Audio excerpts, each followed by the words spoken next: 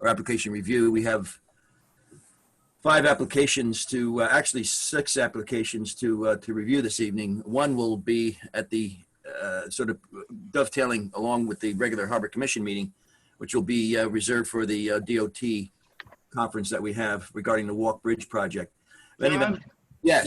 what I'd like to do, because of what we're having a joint meeting. So let me call the Harbor Commission meeting and the plan review meeting together. So this way we can get it started that way, and we'll be in unison going throughout the whole process. And we can, any application that needs to be voted on will be voted on just that once. All right, you're right. Hey, John, I don't think we have a quorum yet for that. Let's see, myself, you, Pinto, Chris, we got Jeff, Well, no, Jeff's, yeah. Jeff Mangles is Jeff here too. Mangles. And John Crispo. We have 1, We have 2, a- 3, 4, 5, Okay, okay. 6, as far as I'm concerned. 6 is the majority of 9. Okay. Okay, I see they all went on. Okay, Okay, so I want to call the meeting to order, and let's have a pledge. And John Crispo, you want to lead us in the pledge, please? Sure. Ready? I pledge allegiance to the flag of the United States of America. America, and to the republic for which it stands, stands One nation. under God, God, indivisible, indivisible, liberty and justice justice for all. Okay, so at this point, I'd like to pass the meeting over to John Pinto, and everybody keep in mind that this is a joint meeting. It's being done in unison, and we'll flash back and forth as if needed.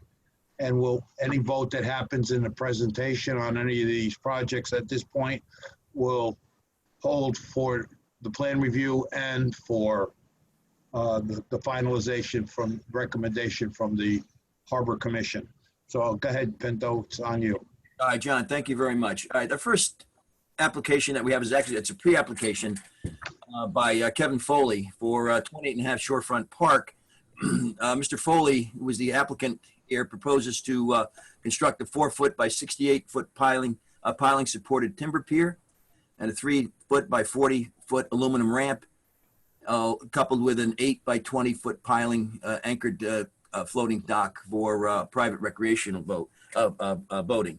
Let me see, I sent this application. It's a pre-application that was submitted by John Hiltz, who is the consultant on the project. And let's see, do I have that here? Oh, that's for Langmuir. Wait, let me have here. If anyone wants to, Chris, you read the application, and John, you saw the application. Did anyone have any questions on that? The applicant apparently has submitted some preliminary plans. Those plans, if you noticed, mirror pretty much the dock that is adjacent to his, going out no further. But right now, the Shellfish Commission has not reviewed that application. They plan to have a site visit, I believe, sometime next week. But as far as I can see, I don't see anything wrong with the construction and the design right now, and allowing the applicant to move forward with the full application. And I said we have the right to review the application in its final form. But Jeff wants to weigh in, John? Yeah. Jeff Stedman? Jeff, where are you?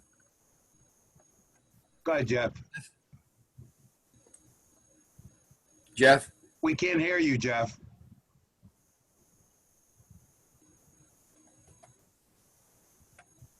Jeff, you're not coming through.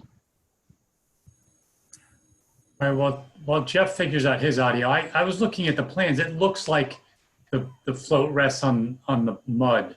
No, he's got float stops on that, Chris, I believe. The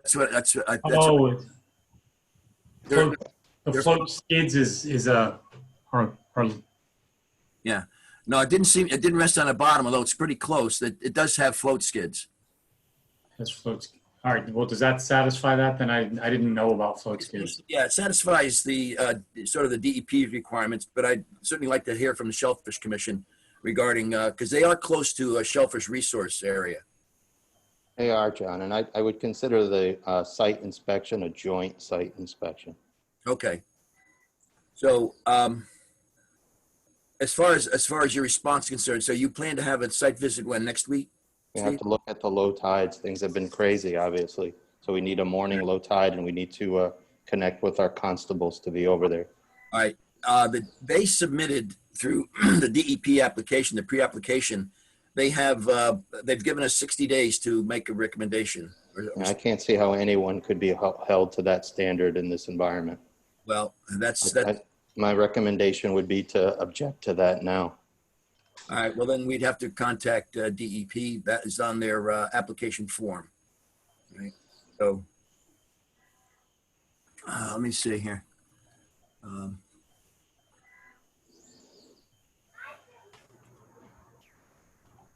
Yeah, that is on their application form from the date at which they submitted. But in other words, we can even wait till next month as far as our response or your response would certainly be within the 60-day time frame requirement for by the DEP.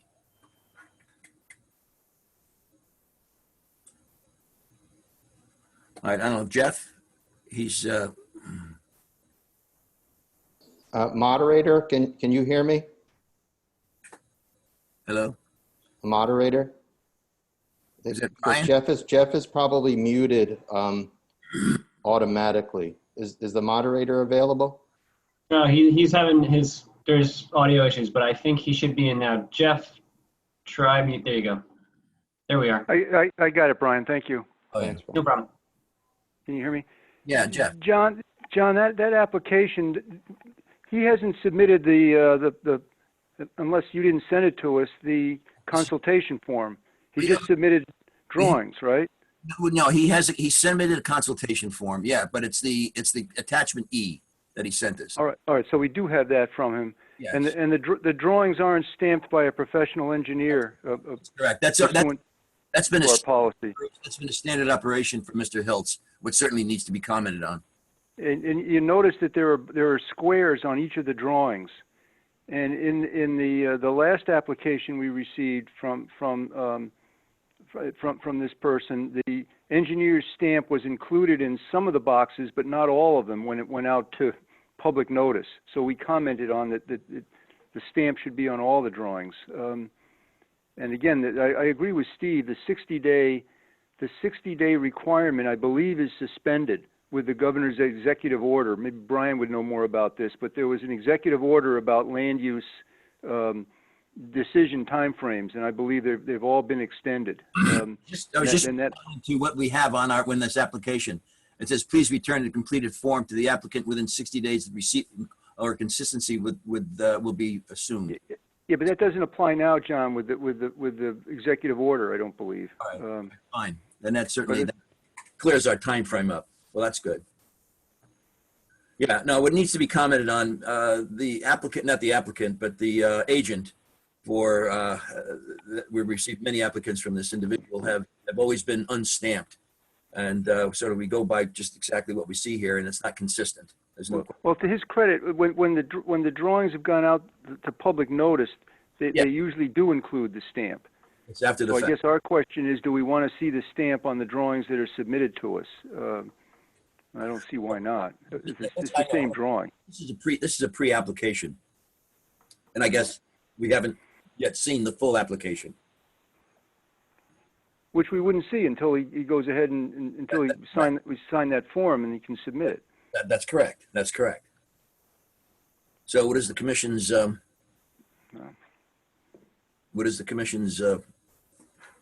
requirement now? Just as I said here, Say they have no objection to it going forward, contingent upon the Shellfish Commission making a decision. correct. Yeah. And if the Shellfish Commission finds it's objectionable, then we would ask that no action be taken on it. That's correct. And I think Shellfish asked for a joint Yeah. site meeting. So want to put that, make that part of it too. It's a joint site meeting between Shellfish and Harbor. Does the commission plan to, would the commission like to send the pre-application attachment E with those comments? Or not comment right now until we get response from the Shellfish and our site visit? Well, make it contingent on the site visit. Yeah, All right, then we can move forward with that then. could move forward.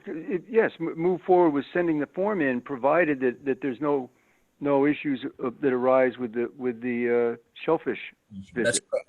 That's correct. I mean, that's consistent with what we've done in the past, so. Yeah. But if All there's right. an issue, then we also don't send a letter. Subject to the final set of plans. All right, so we'll go with those comments. All right, does everyone have any issues with that? Are you making a motion, John? Yes. Moving forward with those comments, that we will submit the pre-application form with the idea that we have no objection for the applicant forward, pending, again, the Shellfish Commission's responses and, again, the site visit that the Shellfish Commission plans. And subject to the final Yeah. set of plans. But we don't send the letter, John, if the Shellfish Commission meeting, decides that there's an objection to it. Well, We're only well- authorizing the commission to send the letter, provided there's no objections by the Shellfish Commission. Correct. And that meeting is supposed to take place, according to Steve, within the next week, 10 days. Okay, Pending tides. Somebody want to second that motion? I'll second the motion. all right, no, thank you, Chris. All right, all those in favor? Aye. Aye. Now, we, Aye. commission vote on this, John? Say again, and that's the commission vote. This is a joint meeting and it's a joint vote. Okay, so, And the comments come from not only the committee, but others as well are welcome to weigh in. all right, so we have a unanimous vote on that? I don't know. Is there any objections to the vote? Seeing none, it's unanimous. Okay, great. All right, so we move forward with that one. All right, the next application is, let me close this out here, get this out of here. Is 4 Westmere Avenue, and I believe Mr. D'Avanzo is here to respond to that. This is an application, it's a CAM application for 4 Westmere LLC. This is applied for a coastal site plan application to construct a second floor addition to an existing footprint of a single-family resident. The proposed alterations to the single-family resident will decrease the impervious surfaces on the property by approximately 300 square feet.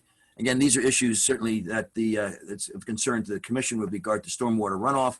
Indicates that stormwater runoff from the property will be controlled following installation of 3 Coltech retention chambers. I believe Mr. D'Avanzo? Yeah. Yes, that's correct. I am here, yes. Would you like to just sort of give a brief review of the, Sure. For the record, Wayne D'Avanzo, Fairfield County Engineering. The proposal is indeed to renovate and add a second-story addition to a single-family residence on 4 Westmere Avenue on the west side of the road. We'll also be raising the first floor addition to get it above the FEMA required elevation. And as proposed, we are reducing the impervious surfaces, the total impervious surface area, by the removal of the existing crushed stone gravel that is on the south side of the residence, and the construction of the new asphalt driveway is very small, so it's a net reduction. We are taking a step of further reducing the runoff anyway by collecting a portion of the roof runoff into the 3 C100 Caltech retention chambers, also on the south side of the property. And DPW and WPCA have signed off on the project. In attendance also is Richard Wood, the project architect, and we'd both be happy to answer any questions you have.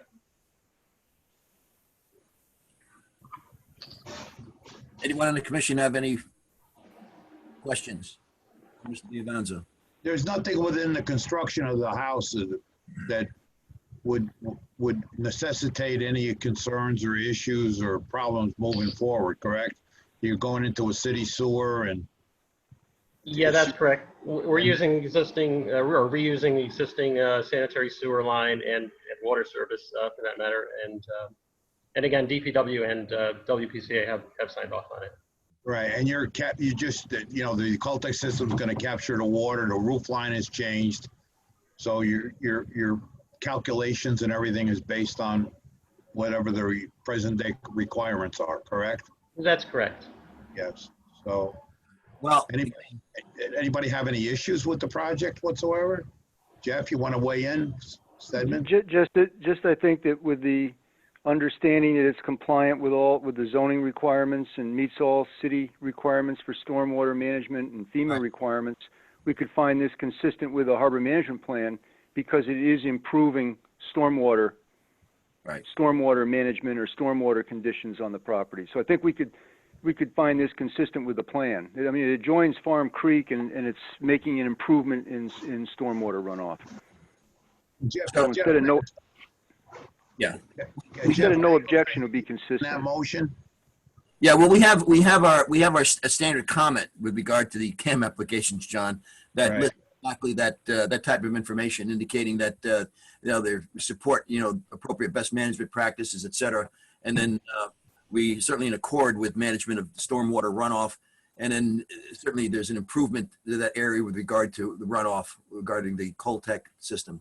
So we have our standard operation for comment that we can provide for that application, which will. Okay, so you have all that standard language. Who wants to move it with a second? Well, I could repeat what we normally talk about in that, as far as we're supporting, you know, implementation of runoff reduction and low impact development practices, and that assured that during the construction process that ensure that any proposed work, removal of debris doesn't certainly have any adverse impact on environmental quality, including water quality in Norwalk Harbor. So this is, again, that's part of our standard proposal that we have regarding these types of applications. I would have no problem incorporating that. All right, is there a second to that motion? Second. Jeff Mangles seconds it. All in favor? All right. Any objections? All right. Abstentions? So moved, John. Moving forward, great. Moving along. Thank you, Mr. Diavanzo. Thank you. Have a good evening. You too now. Our next application is 300 Wilson Avenue. And this is, I don't know if Adam Blank is here. Adam is the, yeah. Now this applicant, again, this is the applicant proposes to, I believe like, this is 300, right? Wilson Avenue, right? Yeah, okay. Well, yes and no. Okay, well, you'll be able to discuss that with the commission. The applicant proposes to reconstruct an existing industrial building at 300 Wilson Avenue. A portion of the existing building will be removed and replaced with a new at-grade parking lot, while the remaining portion of the building will be constructed into a new ice hockey arena. The removal of the existing building and the subsequent replacement will be a new parking area are expected to decrease the amount of impervious surface at the site.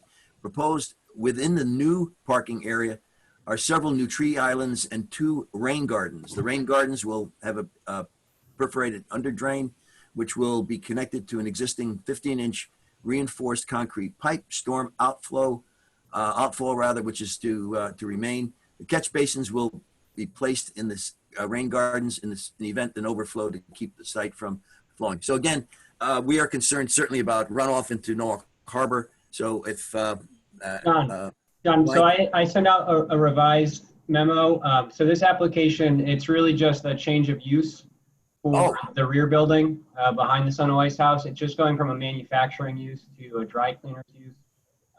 Based on its proximity. what was that kind of use? So it's technically going from a manufacturing woodworking use, and they're going to change it to a dry cleaner use, which is considered personal service. Based on that square footage and proximity to Village Creek, it requires CAM approval. So that's why it's going to you guys, and then I'll let Adam take it away from there. Okay, Adam, yes. So Adam, is the existing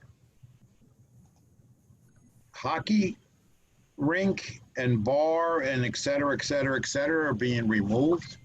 No, no. So yeah, so the agenda item that was originally on was not correct. It's been updated. I think, can you all see my screen now? Yes. Okay, so the Ice House Arena is here. That nothing's happening with that. In fact, there's no changes being made to anything on the property. No buildings are being taken down or added. The parking's not being changed. The drainage is not being changed. The only change is within the highlighted in yellow building.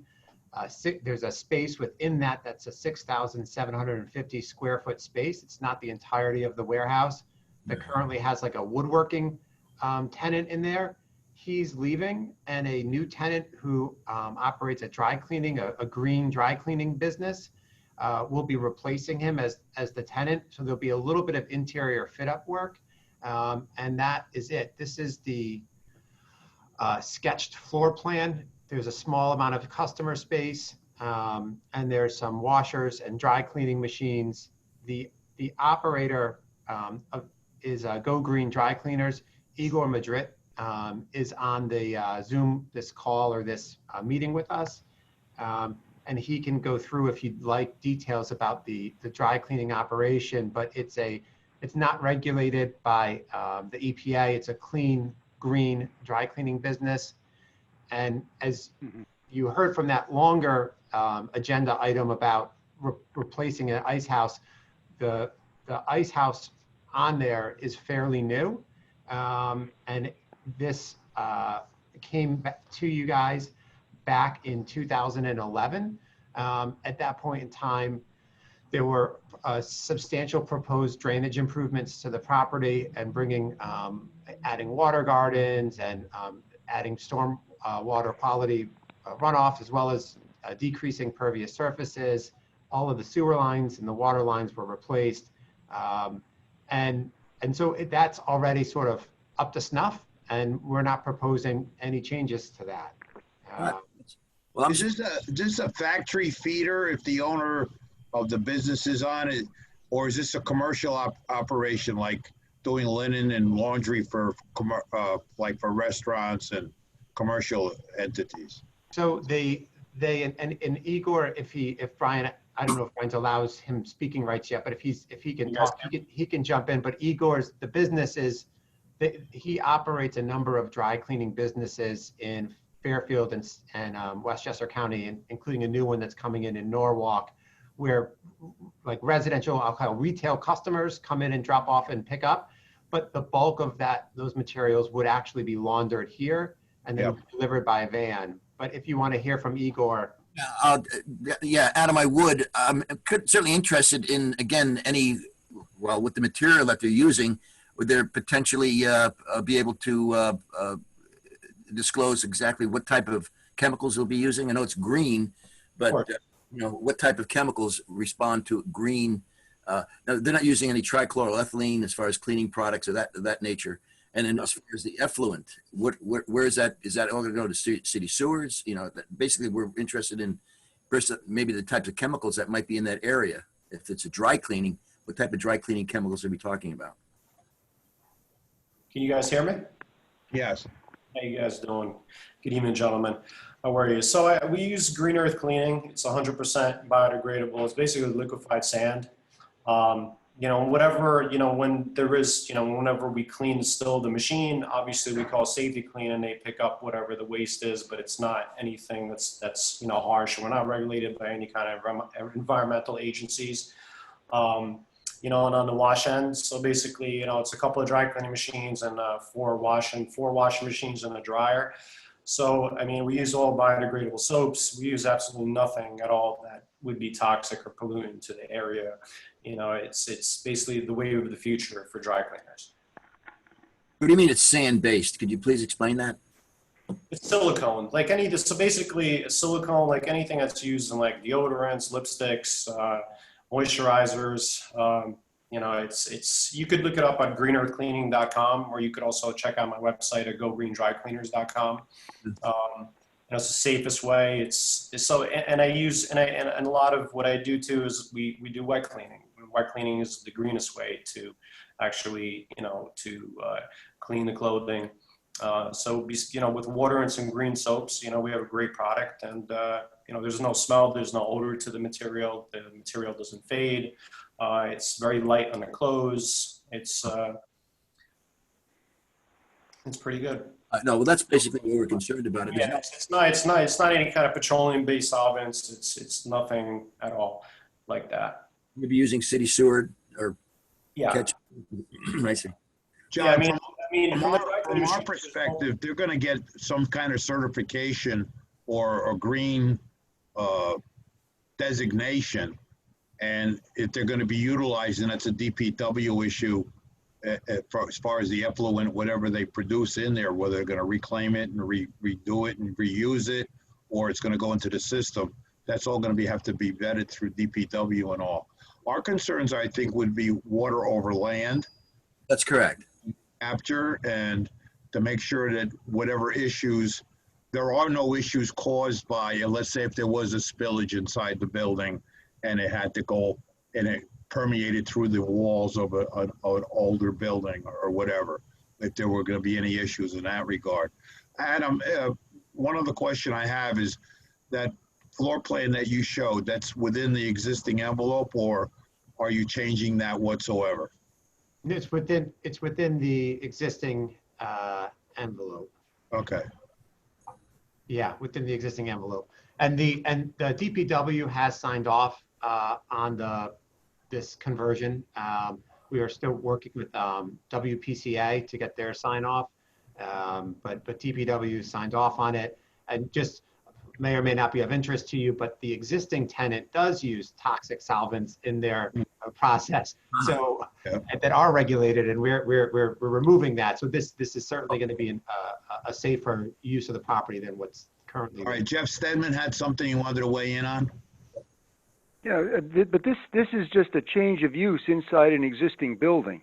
Correct. Right? They're not proposing any changes to the building. So with the understanding that this use isn't going to generate any regulated substances or materials that would either be discharged on land or into the sanitary sewer, I think we would say that we have no objection to this. But regulating the type of business inside of an existing building isn't something in the harbor management plan. So I don't think we can say it's consistent. Just have no objection with it, with those understandings. Good. My only concern would be in a flood event, because it is within the flood zone. And is there any possibility of a spill during a flooding event? No, everything is secured, everything is sealed. And again, whatever we use, I don't use any kind of chemicals that would be harsh in my factory at all. We're very green. In fact, I think we're adding a water recycle machine so we could reproduce, clean water. We're using all efficient equipment, all the top of line boilers. All the equipment is pretty much new. It's efficient. It's the energy uses are great. All LED lighting. So we're very focused on the whole green aspect. That's why my business is Go Green Dry Cleaner. So I'm very, we use recyclable bags, we use garment bags, that, we give to customers that are not plastic. So we're very focused on the whole green environment, so it's everything in there. Even like, let's say if something, if there's a flood, things come up, the barrels that we take when we do clean the stills out, because the still, and most of the stuff is in the still. It's just like sod. It's material. Material basically. It's kind of like a mildewy thing. So we call up Safety Clean, and we when we pour it in the barrel, they seal automatically fully. So there's nothing that could be really, affected in any kind of way. And again, there's nothing that's really, potentially dangerous to the environment that I use at all in my whole facility.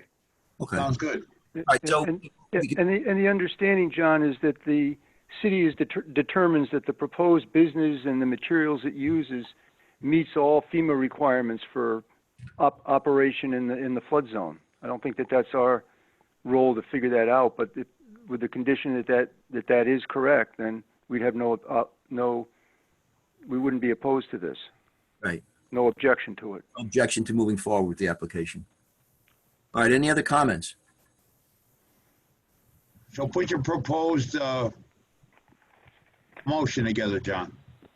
Well, again, the commission would have no objection for the applicant to move forward with the project, providing, again, they meet, best management practices and certainly controlling any water runoff from that facility. It meets FEMA requirements, and that there's no discharge of regulated materials or substances on land or into the sanitary sewer. Okay, who's gonna, John Crespo, you wanted to make that motion, you love water. And who's gonna second it, Chris McDonald? Sorry, I was muted. I make the motion to move forward. Chris? All right, we'll have a second. Jeff Mangles will second it. Okay. Any objections? All in favor, abstentions? So moved. Let's move forward. Great. Thank you, gentlemen. Have a great night. All right, thank you very much, Adam. Thank All right, and you have a good. Have a great evening. Be safe. Bye-bye. Last, we have item 4, and I hope I have the correct application here for item 4. This is 70 Shorefront Park. It's a CAM application. It's Shorefront Properties LLC. Proposes to construct a new single-family dwelling on the property. The new dwelling will be located in the same general location of an existing FEMA non-conforming dwelling, which will be demolished, and no encroachment into adjacent or off-site coastal resources are expected during the demolition and construction, which is certainly a plus. And proposed development will increase the impervious surface by about 1,000 square feet. The applicant plans two rain gardens and a raised planting berm are expected to trap water runoff and to an impervious surface, which involves a driveway, watershed, and shed, walkway and a shed. I guess Ms. Suchi is here to present that along. And Liz, if you'd Yes, like thank to you. make any comment. Great. Thank you, Mr. Chairman. For the record, I'm Liz Suchi, partner at Carmody Torrance, Sandak and Hennessy, and I represent the owner, Shorefront Park Properties, LLC. With me on the call tonight is Tom Quinn of Peak Engineers, and Tom is the civil engineer who prepared the storm management plan for the proposed new dwelling. As Mr. Chairman, as you correctly identified, the property at 70 Shorefront Park is improved with an existing single-family residence. The plan is to demolish that house, construct a new structure that meets all the requirements of the B resident zone, FEMA requirements, and the zoning regulations. All work will be landward of the coastal jurisdiction line and the mean high water line. And as you did indicate, there is an increase in impervious area by about 995 square feet. So Mr. Quinn has devised a plan to accommodate that increase in impervious surface. So at this point, if you wouldn't mind, if Tom Quinn could come on and explain that plan for you, the best management practices that have been employed and the other component parts, I think that would be helpful for your evaluation. Tom? Sure. Hi, for the record, my name is Tom Quinn. I'm with Peak Engineers, and I'm here for the applicant. I am a licensed professional engineer registered in the state of Connecticut. So as Liz said, I performed a drainage analysis meeting the requirements of the 2017 City of Norwalk Drainage Manual. And I came up with we looked at a couple different options. As Liz said, we've got about 995 square feet of additional impervious area. The resources, as you guys know from this property, is it's the harbor, first of all, but we do have a secondary resource, and that is at the catch basin out in the street. So we do want to make sure that the water entering in that catch basin is clean, because that probably dumps right into the Long Island Sound there. So what we looked at was, can I share a document? Yeah, Brian can share the screen. Can I share my screen, Brian? Yeah, you can. Should be able to. Okay, can you guys see this? There we go. Yeah. Okay, so first of all, there's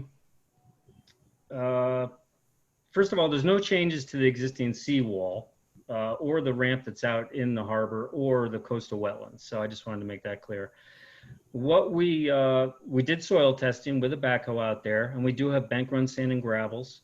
underneath. We're at about an elevation of 8.5, and the harbor line, I believe, is at 5.4. So we've got about 3 feet above the harbor line for the existing grade. So that was limited. I know that sometimes what we like to do is the underground stormwater detention and infiltration. But in this instance, with just the shallow depth above that mean high water, what we decided to do is go with rain gardens. And I think when you look at this plan, I think that might be the best approach. Anyone who's been out to the site knows that there's not a lot of mature plantings out there. All the green space is pretty much lawn. So when you look at this plan right here, what I want to do is protect the catch basin that's right out here in the street. So this blue area is the driveway, and that will pitch right to this area here, which is hatched. That will be a rain garden. That rain garden's been designed for the water quality volume coming off that blue asphalt paved area. Similarly, in the back of the house, this green area and this larger green area come down these roof downspouts, and this patio will shed to ground. So what I want to do, since these downspouts are closest to the harbor, these rain gardens will intercept that surface water. The other downspouts, which are to the south and to the north, they're much farther away from these two resources. So with the bank run sand and gravels, we're going to get some good infiltration there. But just this design, what it does is it creates these rain garden buffers between our roof drain downspouts and those resources. So we think this is the best way to go, rather than the option of that underground detention system, which, in terms of erosion controls, all of the material, of course, will be taken off site. What we are showing is an erosion control plan, which is here. And this shows a double row of sill fence all along the wall, and then sill fence that completely wraps the property. And then, of course, this large area here will be the construction parking and just construction access route. So that's pretty much buttons up what we're talking about. Again, I believe that this plan meets the requirements for the City of Norwalk Drainage Manual. If you have any questions, I'd be happy to answer them. Any commissioners have any questions on the property? John, could I Sure, ask a Jeff. question? Yes, Jeff. question? Yes, Jeff. Could you go back to the previous drawing, please? The first drawing that you showed? This one? Yep. Yeah. On the right-hand side of the drawing, where you have stone masonry seawall, and then there's some white space, and then it looks like there's to the far right on the drawing, going off the page. Is that a dock structure in there? Yeah. What's in there? Yeah, there's a concrete walkway there. There's some steps that come down here. Actually, right here, there's steps, and then I believe I've walked out there. I'm trying to remember. From here to here, there is remnants of a concrete walkway, but it's broken up into bits and pieces. So I guess the surveyor did pick up this piece, which is still in pretty decent shape. So that's what that is. Okay, but you're not And proposing that's any work. existing. That's existing. No, it's all existing. We're not proposing any work on any of that. And then just in the lower left corner where it says 70 Shorefront Park, New Canaan, Connecticut. Is that just a typo down at the bottom, or I'm is that? sorry, I apologize. That's a typo. Yeah, this is Norwalk, Connecticut. And then I thought, John, the language that they use to describe the stormwater improvements is something we might want to borrow from in the future. They're saying that the quality and quantity of stormwater leaving the site is to be improved. And I think that that's something that we might want to borrow that language, plagiarize that language in other remarks. And with that understanding, I think we could say that this is consistent with the harbor management plan. Yeah, I clearly believe Mr. Quinn did his homework on this one. Anyone have any further comments? Chris? What's this blue to the east of this? Yeah. I just I was trying to pan over, and for some reason it created a rectangle. Okay. It's nothing. It's not a structure. No, I was trying to do that, and then I don't know what's happening there. I see. Any other comment? Well, again, not hearing any. How are you going to disperse the water? I know you're going to direct the water in. But are you going to disperse it evenly throughout those rain gardens? Yeah, so this rain garden here has been designed for this portion of the roof, and you can see this rain garden's a little bit longer, and that's designed for this patio and this portion of the roof. So basically, this is the direct, all the roof downspouts will be hitting on splash pads, first of all, and then it's going to run across the lawn. I anticipate that these two roof drains will head in this direction. Some will go here and some will go here. We thought about just connecting them, but like I said, there's a set of stairs right here. So any homeowner is going to want to access those stairs. So of course we need to leave a gap in the rain garden.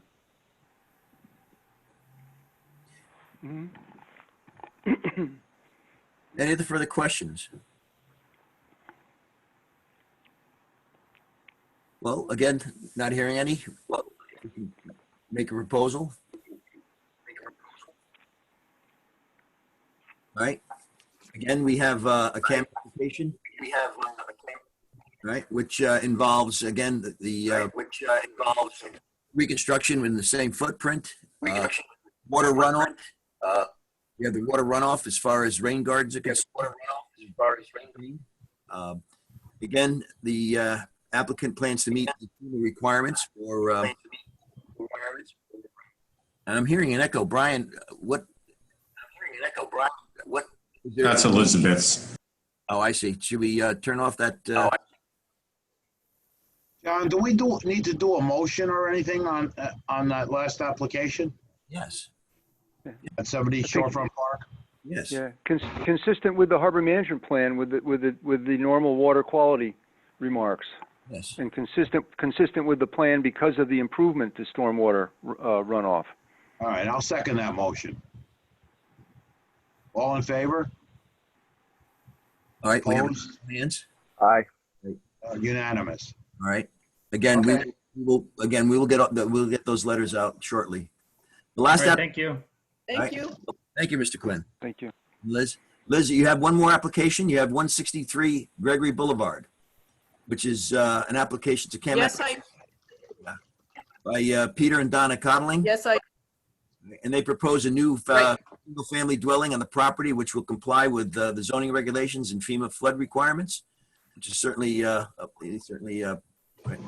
the two areas on the property. They talk about drainage of stormwater will be directed through a piping system to an underground detention system in a proposed driveway prior to the water flowing onto Gregory Boulevard.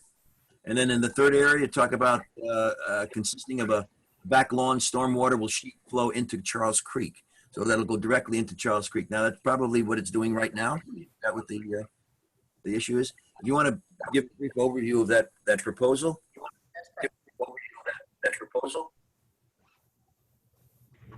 Liz, are you doing this, or is John.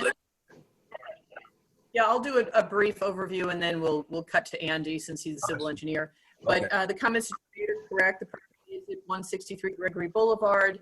It is a vacant piece of land, about 8,100 square feet, and it's on the western shore of Charles Creek. Many of you, I'm sure, have driven by it on the way down to Shore and Country. It's on the left side if you're driving to Shore and Country. The proposal is to construct a new single-family dwelling with the finished floor elevation above the 12-foot FEMA. There are no variances required. All of the work that is proposed is landward of the coastal jurisdiction line, the mean high water line, and the dwelling as proposed meets all the requirements of the City of Norwalk zoning regulations. It is under review by WPCA and DPW. Since the application is new, we haven't gotten comments from them, but the civil engineering and stormwater management plans and report have been designed in accordance with City DPW standards. At this point, I'd like to have Andy Soumalides of Land Tech, civil engineer who designed the stormwater system, to take over, answer any questions you may have. And with that, Andy, if you would mind. Sure. Can everybody hear me okay? Yes. Perfect. For the record, Andy Soumalides, professional engineer and partner at Land Tech out of Westport. Brian, do you mind if I could share my screen quick? Yeah, go ahead, Andy. You should be able to. Perfect.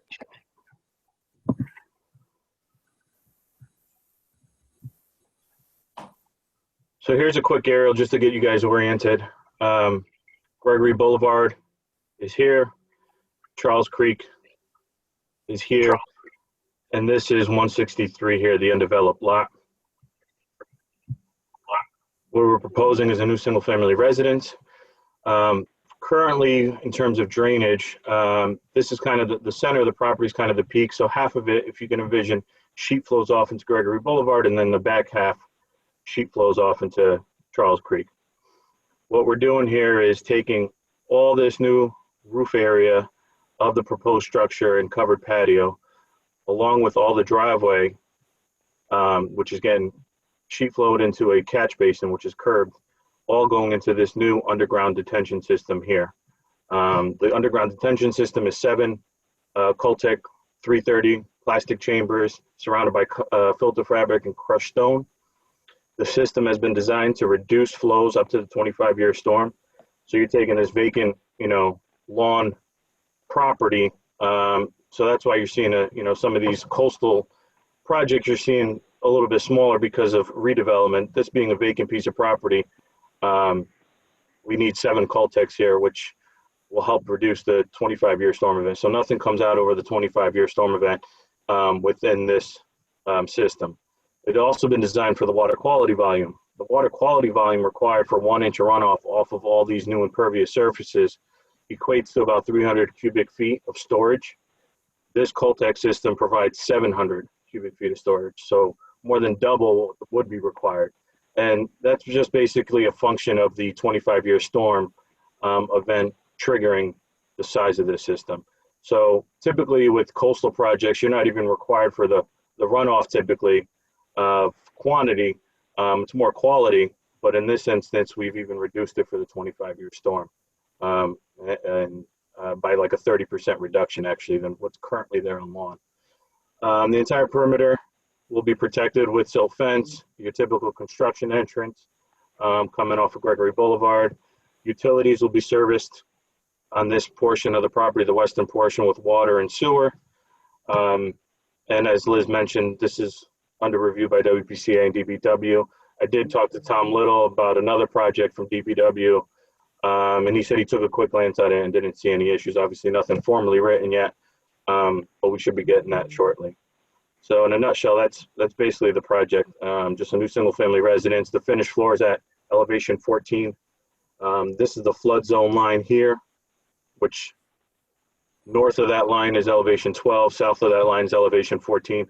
So we're at flood zone elevation 12 is our design requirement for this structure. It'll be no basement, obviously, just a crawl space with the necessary flood vents for free move requirements. And that's it pretty much in a nutshell. This coastal jurisdiction line is here and nothing else is being proposed south of that proposed structure. It's great. No, thank you very much. Anyone has any comment?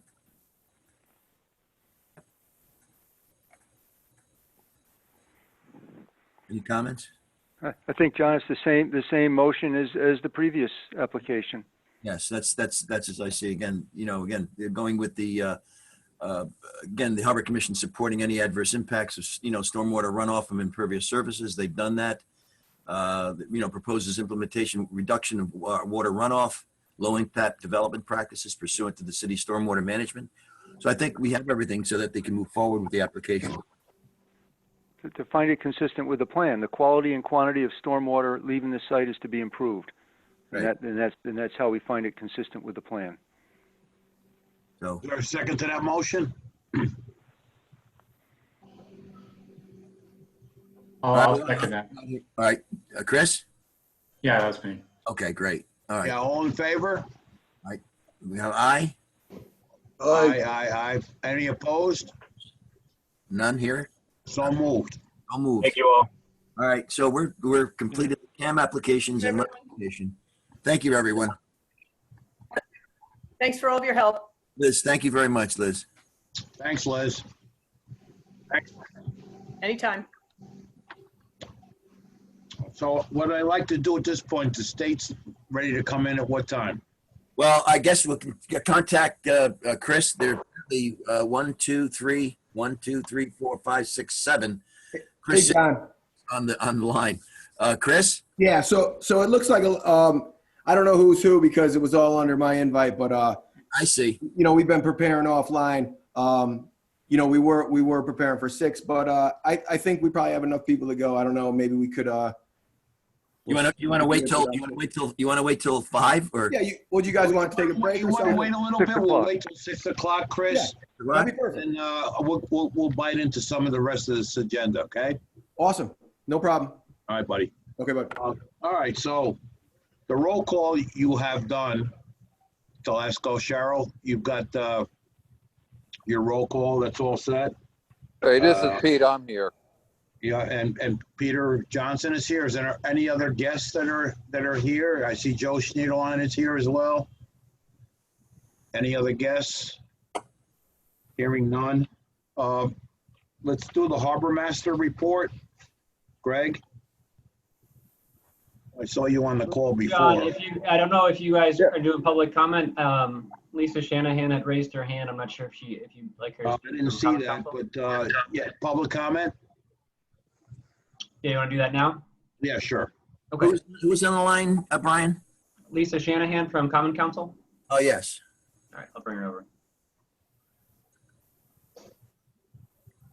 I don't have any public comment. I'm just here to listen to the Connecticut dot presentation. Okay, thanks, Lisa. Great, thank you. Okay. Greg, are you there? I'm here. Hello. You want to give a Harbor Master report, please? Sure. We don't have too much.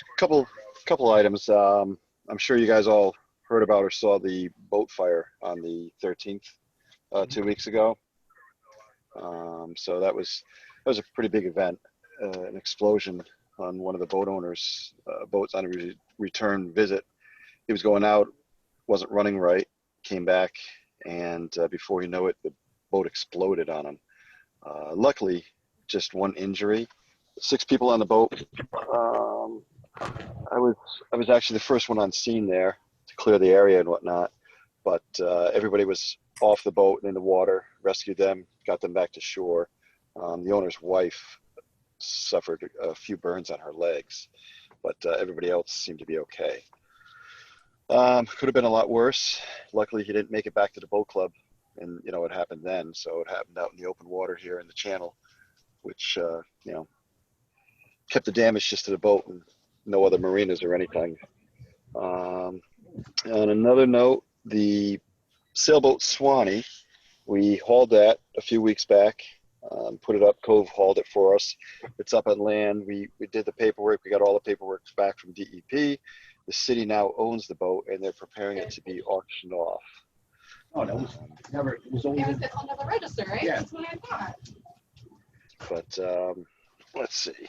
I've got. I keep getting every week or so a couple new people inquiring about moorings, new moorings for the coming season. Most of the people don't have their boats yet, but they're inquiring about availability of the moorings and locations. And you know, I told them we can't do the applications until next season. But a big question that they all seem to ask is a place to keep their dinghy. And I know, you know, in the beginning of the season we talked about the city maybe setting up a public dinghy dock for them. I think we should probably between the seasons look into that a little further, because a lot of these people don't have memberships in boat clubs or anything like that, so they're kind of at a loss of where they can launch a dinghy from. You know, and the issue is it's either private clubs along the shore or it's marinas that their options are, but there's not a place to pretty much keep their dinghies at. I So know think that's something that we have to look into. Alan is focusing on that, Greg. Okay. John, I did a little research on that since the last meeting. And if I can throw something up on the screen here, let's see if I can. There's a lot of public access points. Yeah, so what this will take a little more research in terms of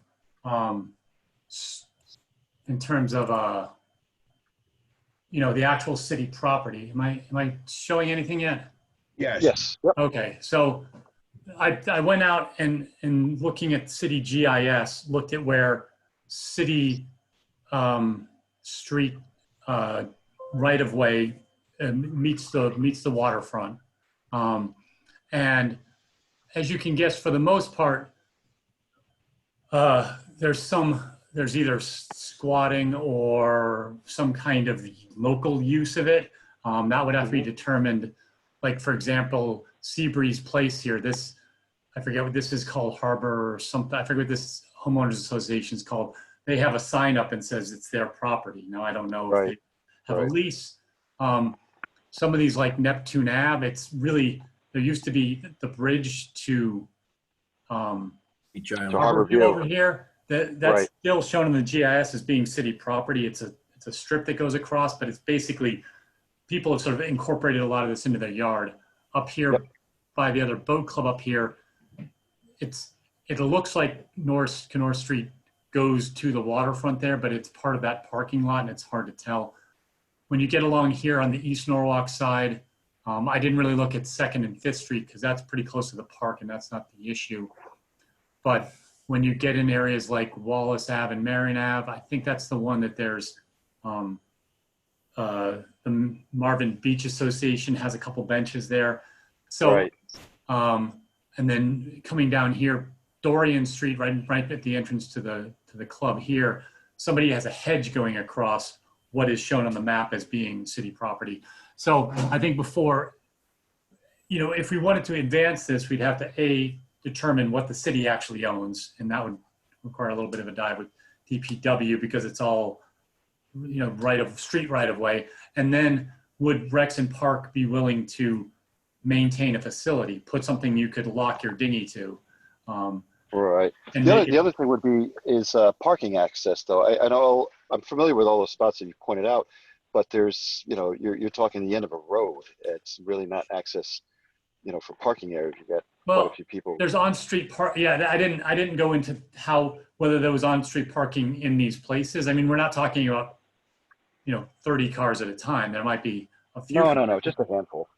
Exactly. Yeah, and a place where either people could A, launch a kayak, or B, specifically for accessing the mooring fields. Once you get a little further south, all of Harbor View is private road.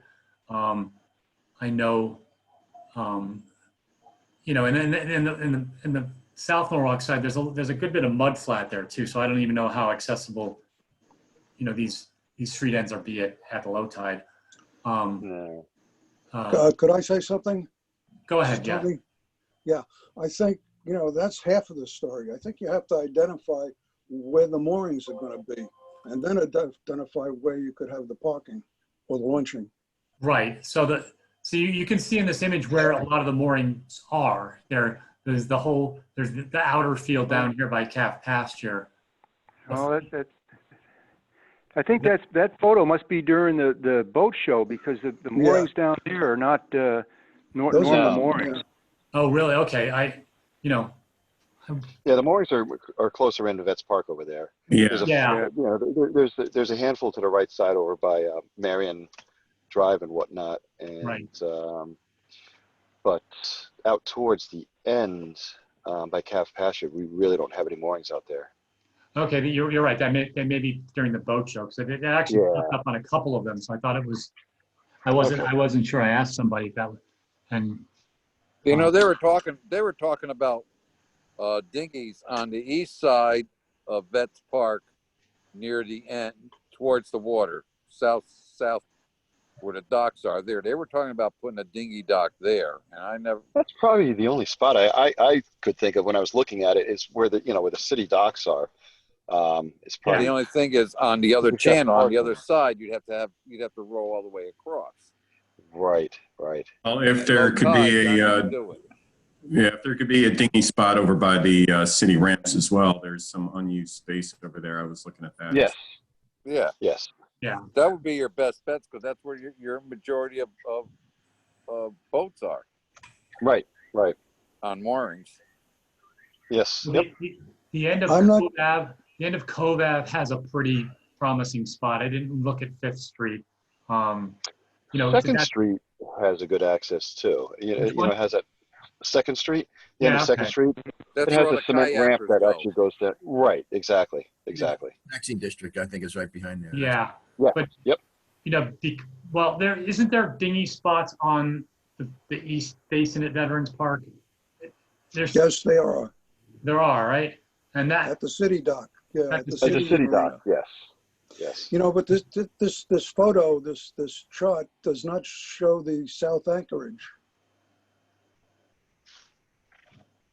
And I don't see where the spindle is there, because there are moorings or mooring spaces around near the spindle, just south of Vets Park. Yeah. Yeah.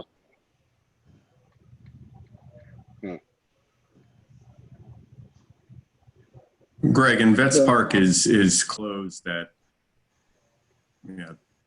dusk, right? Yeah, it's I believe Yeah, 8:30. the boaters who have a dock space at Do the have city access to marina it. can get in. They have access. Correct. Even after Correct. the park is closed. Yes. I mean, because people have to attend to their boats during storms, you know. Yes. Yeah.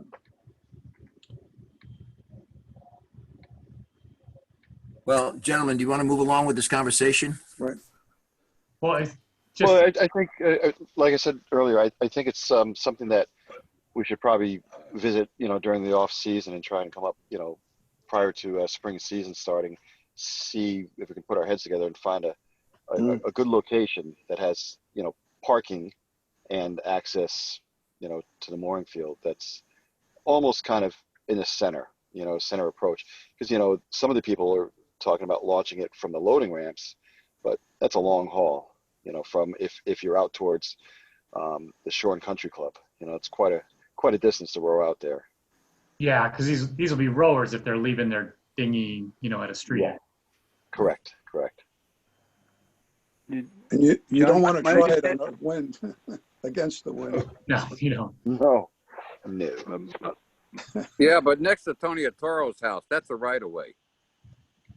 Between Okay. Shore and Country and Tony Toro's house, which used to be Codling's. That's the right of way there that goes right into the water. Right. I think that's the place that he was talking about, has the hedges going across the yard. Dorian Street, yeah, there's a hedge pointed across Yeah. to the right of way. Correct. When they Yeah, I put think they hedges installed a there, flagpole in there too, so it kind of looks as if it's part of the house. well, it's a right of way. It's registered as a right of way. They shouldn't even be doing that. Yeah. So I mean, there's all that. There's this, reestablishing the ownership of it, and then dealing with the local blowback, and then figuring out who's going to they'd have to put in something, some kind of something to lock the dinghies up to, and something to Right. So who's going to maintain that? So the neighbors are going to want to know that it's not just going to be a bunch of stuff dumped there either. So you're going to have somebody take responsibility for maintaining it, whether it's Rexon Park or I don't know, that was my guess. But, Sure. so there's, I think I could do a little bit more. I guess I could contact DPW just to see, what these I've assumed, what is it their actual ownership there, or has it been leased out to somebody or something? But, and then there's that next step of developing it. Might this be something that could be referred to committee? Yes, I was going to. Let the mooring committee, work on this with help from Chris, and then come back to the commission with a proposal. I mean, we do have a policy in the plan to talk about improving street ends and providing dinghy access, and so if we have a specific plan that could be worked on in committee and brought back to the commission, maybe that's the best way to do this. Yeah. Sure. Yes. We certainly need. Yes, John, we need to move forward too. We have. Yeah, that was going to be my suggestion. I know. Are you finished with your report, Greg, or yeah? I am. Yes. No, I'm good. I'm all set. Thank you. Can I ask Greg if there's what's going to happen with the boat that blew up onto Tavern Island during the storm, or has that been taken care of? I haven't been out there in a week or so. I believe that's been removed. The sailboat Okay. that went up there. Yeah. Right. Now that was the boat, I believe, that was, they dropped anchor right next to Swanee. Yes. I believe that's the one. Right. Yes, I believe the owner had taken care of that. Oh, he did. Okay. He carries. Yes. And is Swanee squared away now? It's on land. Did they auction it yet? or Yeah. is- It hasn't gone to auction yet. They're supposed to list it in the paper 3 separate times. Right. But it's been washed and power washed and launched. It's as soon as you pull into Cove Marina, it's on the left side, right, literally past the miniature golf place. Yeah. If You you want to can't go miss by it. and It's take a huge. look at it. But there's a lot of people chomping at the bit for it, from what I've heard. So it should go pretty quick. That's good. All right, thank you, Greg. Nothing else to report? No, that's it. All right, we'll move right now to the DOT because they're probably champing at the bit, and I know Steve wants to hang around for that anyway, so he can give his report thereafter. All right. All right, Chris? Hey, John, I'm going to hand it over to John Hanfin. Couldn't make it tonight. I think Jeff Fortel is filling in for him. And Okay. he's going to introduce Chet and Lauren and the folks who are going to give you the presentation. But I think we're ready to go. Great. Thank you, Chris. Okay. Take care, guys. Yep. Thanks, Chris. We're all set on our end. Yeah. Hi, everyone. My name is Jeff Portal. I'm one of the project engineers on the Walk Bridge program. I work for John Hannafin and for Jim Fallon, and unfortunately, they couldn't make it this evening because of schedule conflicts. So I'm covering for them. So what we're going to do for you guys tonight is run through some updates with the CMJV, which is our contractor.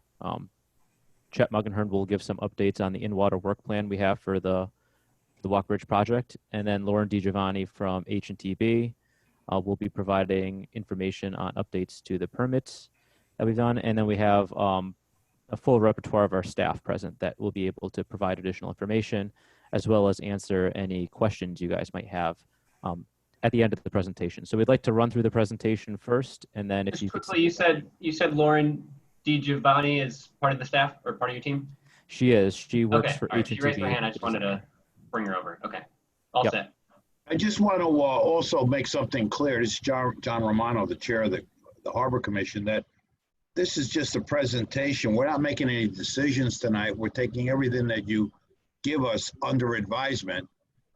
We have a lot of questions that need to be answered, and maybe based on this presentation, there'll be more questions generated. So that's what we need to proceed at this particular point. Yep, understood. Fair enough.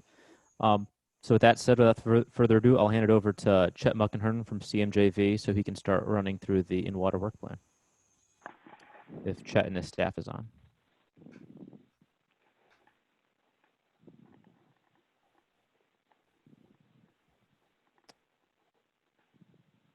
There we go. Can you hear me now? Yes, Chet. Hello? Yep. You're good. Thank you. And can you see the presentation yet? Yes. It says Walk Bridge All program. right. Thank you for inviting us to speak to you folks tonight. It's been probably 6 months since the last time we saw you in person. What you're going to see tonight is really, it's the fruit of our labors over the last 6+ months. A nice 3D, 4D presentation, and hopefully we'll answer some of your questions and generate some others. So.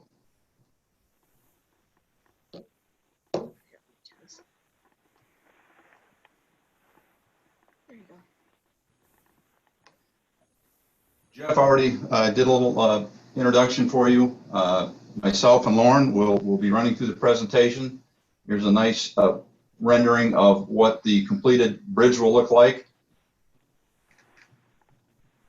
Just want to talk about our schedule a little bit, and I want to preface this. This schedule was developed earlier. It's based on a 2021 start, roughly May or June. That's all dependent on permits. What I'd really like you to do is, if you take that scale across the top and assume that 2021 is just year 1, 2022 is year 2, 3, 4, 5, and so on. It just gives you a general flow of the work. The blue bars indicate partial channel closures.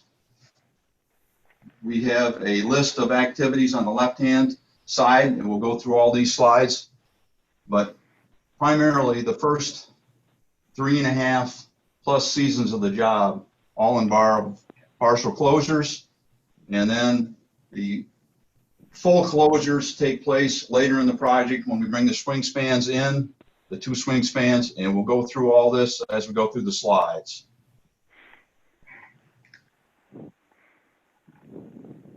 Just a general overview to show what the site will look like once the trestles are in place. In this particular photo, we're occupying the west side with our barges. The east channel would be open. It's got to be open to two-way traffic. We just list some barge sizes, some vessel sizes, our tugboats, safety boats, and push boats, just in generalities. This slide just shows the reverse. Our barges occupy the east channel and the west channel is open in this picture. This is what the general layout will be on a pretty routine day-to-day basis. One channel will be blocked. The other channel will be open to two-way traffic. One of the early activities, we have to remove the center pivot pier. This slide represents our crane barge.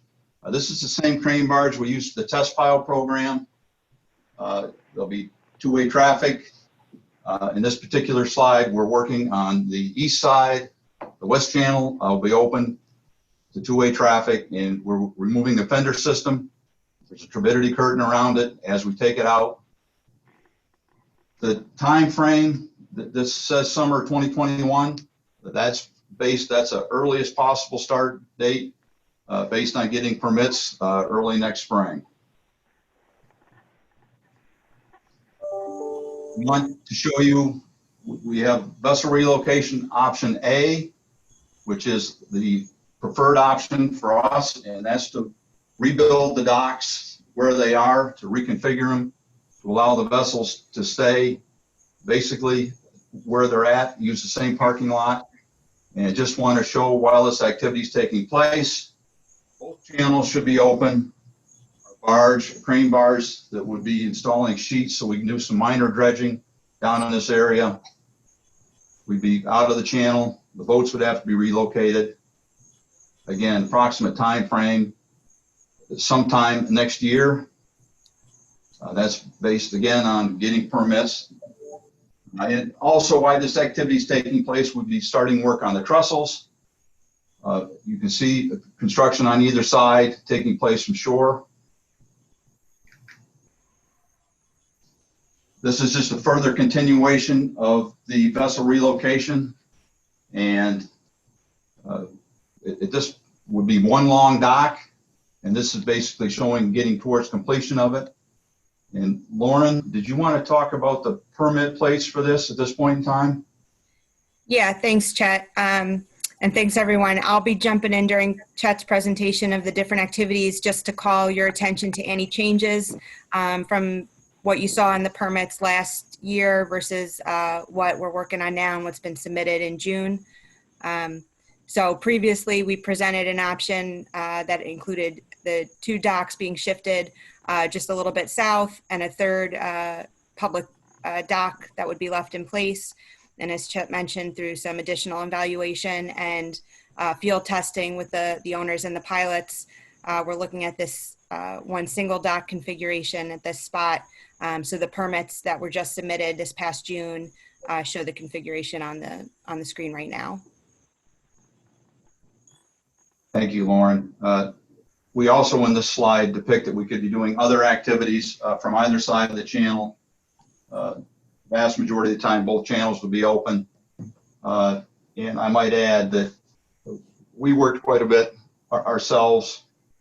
We think the one straight dock is the best configuration. It gives a lot more latitudes to the boats to pull in, move forward, move aft if they have to. We think this is a pretty good plan. We also need to talk about vessel relocation option B, which would be down at properties 7, 8, and 9. MN and O, they're also referred to, but it's basically, we're at 50 Water Street, and my office is right in that apartment building, right where the docks are, adjacent to the bridge. But in this option, we would need to do dredging. The dredging would have to be behind sheet pile, or we could only perform it during 2 months of the year. And the vast majority of the work would be done from the water. You see what a configuration would look like with a crane barge, an excavator barge, very similar to GNC Marine's equipment that you see here. And we show a completed seawall in this picture. The extent of the seawall is yet to be determined. It depends on what ultimately happens to this property. You also see a fenced-in area. A construction activity would take place here. And Lauren, would you like to talk about the permit plates here on this as well? Sure. So in the permit plates from 2019, we showed that this was the location that we were going to be constructing the lift span. So we had to do dredging down to an elevation of -11 with a fairly significant bulkhead or seawall that Chet was talking about. And with the permits submitted this past June, we're still planning to do the bulkhead, but the dredging is reduced down to elevation -8 just to accommodate the vessels and the docks at this location, and some land access and storage for contractor use. This is John Romano. I apologize for interjecting because I know you have a lengthy presentation to be made. But just to show that we were paying attention when that Manresa public forum took place, it was stated distinctly at that meeting that there was going to be a huge savings to the state because the bulkhead was not going to be put onto these properties and the dredging wouldn't be necessary. John, I can answer that.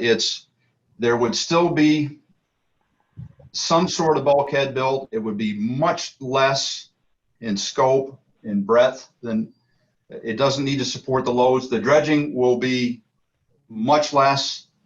And I think there's still something has to happen to these properties, but it will be a large savings to the state of Connecticut if we move away from this site and assemble the lift span elsewhere. You are correct. But I think there's still some work that we've done on these properties to improve them, if nothing else, for resale at a later date. Yeah, but at state expense for resale for private property owners, and at least one of those property owners has been under DOT or DEEP violation for many, many, many years now, and was supposed to clear up their mess and their problem themselves way before this project was even envisioned. Yeah, John, that's beyond my purview. Let's go to the. I'm sorry. Just want to show you if vessel relocation option B happened, this would be what the dock would look like. Obviously, this is just an artist rendering. Again, we prefer option A, but this is what option B would look like. And just showing some of the water work that would take place. Down in the lower left where the trees are, that would be the access in from Water Street. We still would maintain the rest of the yard for our use.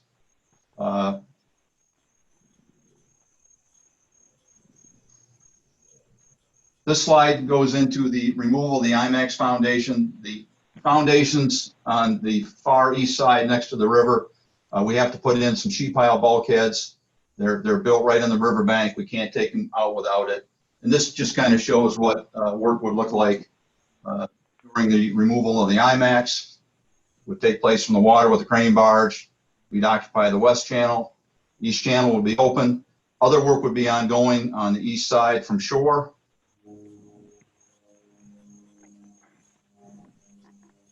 When we talk about our trestles, a lot of work has to take place on each shore. As you folks know, the tide range here is approximately 7 feet. There are tidal mud flats there. We can't put any waterborne equipment in on either side of the channel, so we've got to put some substantial work platforms in. They'll be constructed both from shore and from the water. We show working on one trestle here, the southeast trestle, but there will be a point in time where we're probably working on all 4 corners simultaneously. We just want to show you what it would look like. The waterborne crane, in this particular case, would occupy the east channel. The west channel will be open to two-way traffic. Switch over to the southwest trestle. Again, there's some activity that will take place from shore, some activity from the water. We would occupy the west channel with our material barges, crane barge, keep the east channel open. Work will still take place on the east channel, but it is outside the navigation limits. Move over to the northwest trestle behind the Maritime Center. This is probably the most restricted corner that we have to get into, and want to show what the barge would look like, occupying the west channel, doing the finishing assembly of the trestle. And you see other activity going on all four corners, but while this is happening, that channel's blocked and the east channel's open. Lastly, the northeast trestle, just the crane and material barges move over to that side. We free up the channel on the other side, and we're getting fairly close to completing all the trestles at this point in time.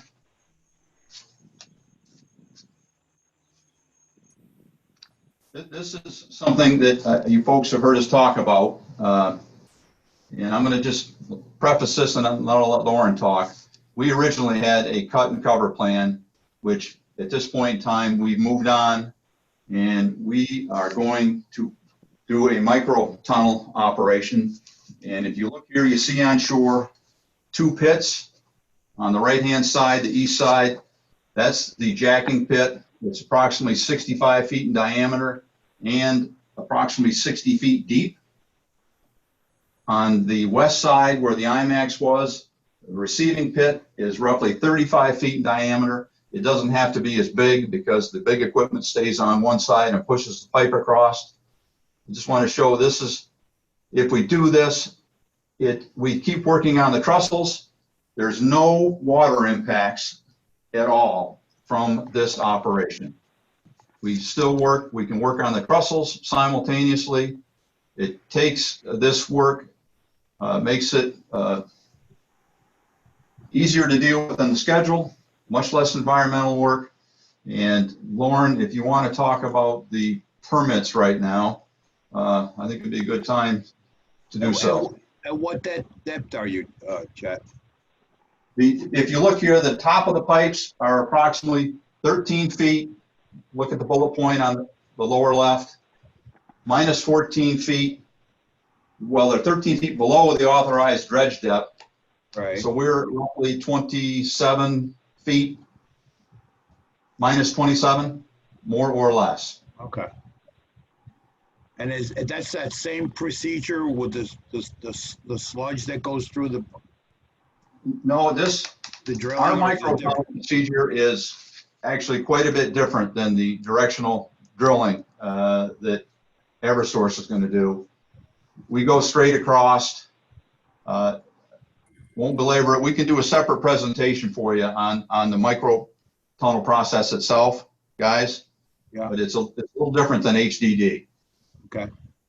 And I think this gives you a good overview. And you want to talk about permits real quick? Sure. Lauren? So just like Chet mentioned, the permits from 2019 showed the 3-stage cut and cover where we blocked maybe a third of the channel at a time. There were significant impacts, obviously, to the waterway and to the resources there. So with the revised design, it's included in our permits now. There's no impacts to the waterway. As Chet mentioned, work continues on the trestles. And both of those jacking and receiving pits are located outside of any regulated area. They're behind the CJL.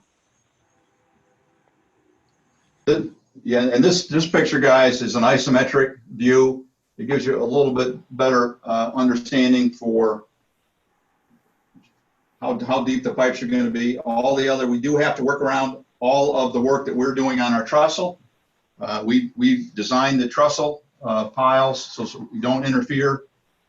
And these two bores, we actually put a steel pipe in, and then it gets a 2-inch thick plastic pipe pulled through it and then separate conduits in it, and the whole thing gets filled with concrete when we're done. But this is a significant piece of work, but it is, it's not easy, but we feel that this is the best way to do it. Stay out of the river, minimize our footprint. And unfortunately, we have to put our pipes in fairly straight because we don't have a big, the geometry that the Eversource folks have to deal with. So we have to go basically right straight across the river. This just takes some of the other stuff out in trying to present. Again, we'll be roughly minus 27 or so to the top of the pipe. You have to maintain a depth of 13 feet below the dredge depth to the top of our carrier pipes. That's what the worms will see when they look at it going underground, guys. Wetland mitigation. This is behind the property on the northeast corner, behind the plant. And what we're trying to portray here is we've got some wetland mitigation we have to do. All this work, we have it silt fence around it. The brown area you see is actually, that would be the bottom. This work it's tidal work. We come down off the trestle. We're going to have to work our way out with mats, come out to the end and then work our way back. It has to be, it's one of those activities that will take place probably an hour before low tide to an hour after low tide. And you can get in there and work about 2 hours a day. But we've got some work that we've committed to do to mitigate. And this is one of the areas that we're going to do it in. There's another area over on the other side of the river. We'll show you later. But we take out the riprap and we put in some better soil, some plantings as part of our mitigation efforts. When we're doing this, as you can see, we'll block the east channel and traffic will be restricted to the west channel. And this takes place, well, right now it's scheduled for the winter of 2021. Again, that's dependent on getting permits and approval to start the project. Dredging. We have dredging to do, and it will take place. The bottom bullet, it says 3 out of 5 seasons. Our dredging is limited to basically December and January. We can go into early February and sometimes get an extension, but by and large, we're limited to the months of December and January, also limited somewhat to a temperature requirement. And I just want to show when we're doing this dredging, we occupy basically the vast majority of the channel. However, it's done in the winter months. There really is very little of any recreational traffic. Any commercial traffic will be allowed to get through the work area. They'll have to give us notice. We already have an agreement in place with Buchanan when they're coming through. When we did the test file program, they call us in advance. Guys, we'll get out of the way when they've got to get through. If they've got to get a barge upstream, that's not a problem. The small boats, what few might be out there, can get by, but this is a fairly big operation. We're probably going to excavate with 2 pieces of equipment, a crane barge and an excavator barge. Due to the limited amount of time that we have to do this work, we have a lot of dredging to do here, much more than we did the previous season at Saugatuck. But this is a pretty good representation of what it'll look like. We have to load the scows into a barge beside us, and we have to offload them onto the trestle, take them to our WSA to solidify them, and then dispose of them upland. This shows we have dredging to do when we're on the north side of the channel. Again, this is primarily showing us working on the east side. We'd be enough room for small boats to get through. Any large barge or tug has to give us notice. We'll get out of the way so that they can get up through or get back down the channel. Again, turbidity curtain around the entire area takes place. during winter months, in whatever year it hits. I want to talk a little bit about our pier construction.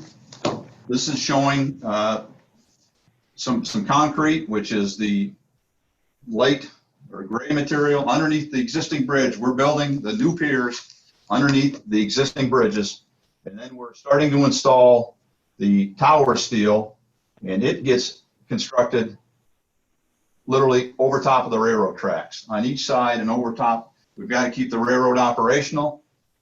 A lot of this work will be night work, but when it's happening, we'll probably almost always have one channel blocked with material barges with steel on them. One channel will always be open. This particular picture shows the east channel open. Getting a little bit further, you can see the steel is getting a little bit higher up in the air. And of note with this picture that unless you were really a crane guy, you probably wouldn't notice it. But at this point in time, the high towers have been removed. We're able to put more boom in the cranes. The previous slide was using smaller booms because we were still working underneath all of the Eversource wires and Metro North wires over top of our head. But again, one channel will be open. The other channel will primarily be locked. As we get a little bit further along, you see the towers are coming up. We're getting up to the machinery platforms. You know, this is big stuff. These are all the 300-ton cranes on each corner. And over on the left, you notice 2 cranes. We have to bring in a larger crane for a period of time to do some of the work due to some of the constraints on Water Street. And it just shows both cranes there. But the again, we'll have barges on one side or the other. One channel will be open. This is backing up a little bit. To take the high tower down, demolition of High Tower 529, which is between the Lock Building and the Ironworks. It's on the upper left-hand corner. This is a very, very tight spot to get into due to the apartment house, the bridge, keeping the tracks open. In order to make some of these picks, because of the height, we not only, we have a crane, we bring in one of our larger cranes. We do some of the work from the parking lot on the Lock Building side. We've got another crane that goes in over there, but those components will actually be more than likely loaded on a barge because there's nowhere else to put them. And we just want to show barges on that side of the river. Each channel will be open. This work takes place over a couple of weekends, but it's still a fairly significant activity for us. Pier 3 construction, which is on the east side of the river, it's just shown here diagrammatically. Barges will be on the east side, the west channel is open. This is phase 1 with the shorter boom cranes. This is, once we get a little higher, the wires are out of the way with the larger cranes. Topping out the towers, again, primarily. And there will be some work that we just want to point out. We've got a few activities where we have to open the bridge and bring in material in between the existing bridge and pick it up, in this case, with 2 cranes. We have some pieces that are so heavy, we don't have any other way to get to them. They're two crane picks. This work will generally take place probably between 2 and 4 o'clock in the morning. It really won't impact our navigation much, but we do have some work that requires us to open the bridge. No trains can come through, and we have to make our picks with the barge in between the pivot pier and the rest pier. This is showing erection of the west approach spans, and that steel, we show it coming in on a barge. We don't know unequivocally yet which supplier is going to be low. Some of the stuff may be trucked in. It may come to another yard, have to be put on a barge to get it in here. getting big, heavy steel girders into South Norwalk, as you might imagine, is not easy. So more than likely, this material will come in on the water, be picked up with one crane, swung over for the other crane, and those girders actually have to get threaded down behind the Ironworks building. And that's what we need the big crane for, which you see in the lower left-hand corner. But the channel will be open on the east side. We also have precast deck sections. Once the steel's set, we have precast concrete plank. Actually, we'll have a parapet and everything poured right on it. These are pretty heavy sections.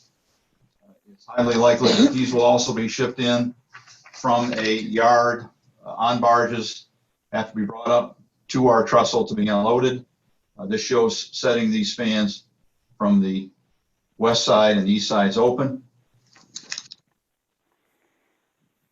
On the reverse, when we start erecting the steel on the east approach spans on the south side, again, the steel comes in, the barges come up, they'll be moored on that side of the river. The west side's open.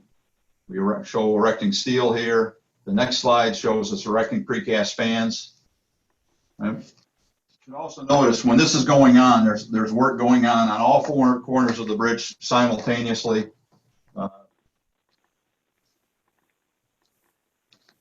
Manresa Island. Wanted to show this slide. I'm not sure how many of you folks participated in the public meeting that we had, but this is a nice rendering of what our impact would be out on the site. Down in the bottom of the picture, we would build a small construction yard, put some fabric down, 6 inches of gravel, just to stabilize the site for good storage. It'd be used for bringing in materials, offloading them and storing them. And the erection of the lift span, you see here in the picture, you can't see, it's not very big. And we got a nice presentation here in a few minutes to show you a little more on that. But this is what the yard would look like. It's a great place for us to moor equipment. It's sheltered, no dredging required. For us, it's move-in ready, and we are pursuing this site. It also gives us a nice spot to moor all of our other floating equipment. And Lauren, do you want to talk about the permit plate changes for this? Sure. So obviously in the 2019 version of our permits, this location wasn't included. The lift spans were constructed at the Marine Staging Yard just south of Straffolino. So now we've included the use of this location and in any potential impacts because it's in a floodplain. But like Chet mentioned, it has a lot of benefits to the project. And that's why we've included it in our latest permit update. And this is a little better view showing, we show a crane barge here erecting the lift span. There is a possibility that we could put our crane on shore. We just have to do some studies on the bulkhead. But if not, the worst thing that's going to happen is we have to bring in a crane barge to assemble the lift span. It would pick the materials off from either barges or trucks coming in. We've assembled lift spans on barges before, and this is a pretty good depiction of what the work site would look like. We isolate ourselves. All of our work is right there in one small spot, a pretty small footprint for us, but it's an ideal spot for us to do this operation. One of the other things that you may or may not have heard us talk about, but we're pursuing another option for removal of the swing span. And just want to read through this. We've got a little video to show you afterwards, but it would require alternating single channel closures. The bridge would be restricted from turning. So during the period that we're doing this operation, it would be a 16'6" height restriction. That's at high tide. There's obviously more room at low tide. Full closure during the lift span float in, which we'll show you in a minute. These timeframes are tentative, but there's demo that takes place shown here in the winter of 2024 through the winter of 25. The float in taking place in 2025. And this activity all takes place in roughly the float in and the full, this channel restriction, the height restriction, in roughly a 90-day window. But if this happens, it eliminates the 96-hour outage.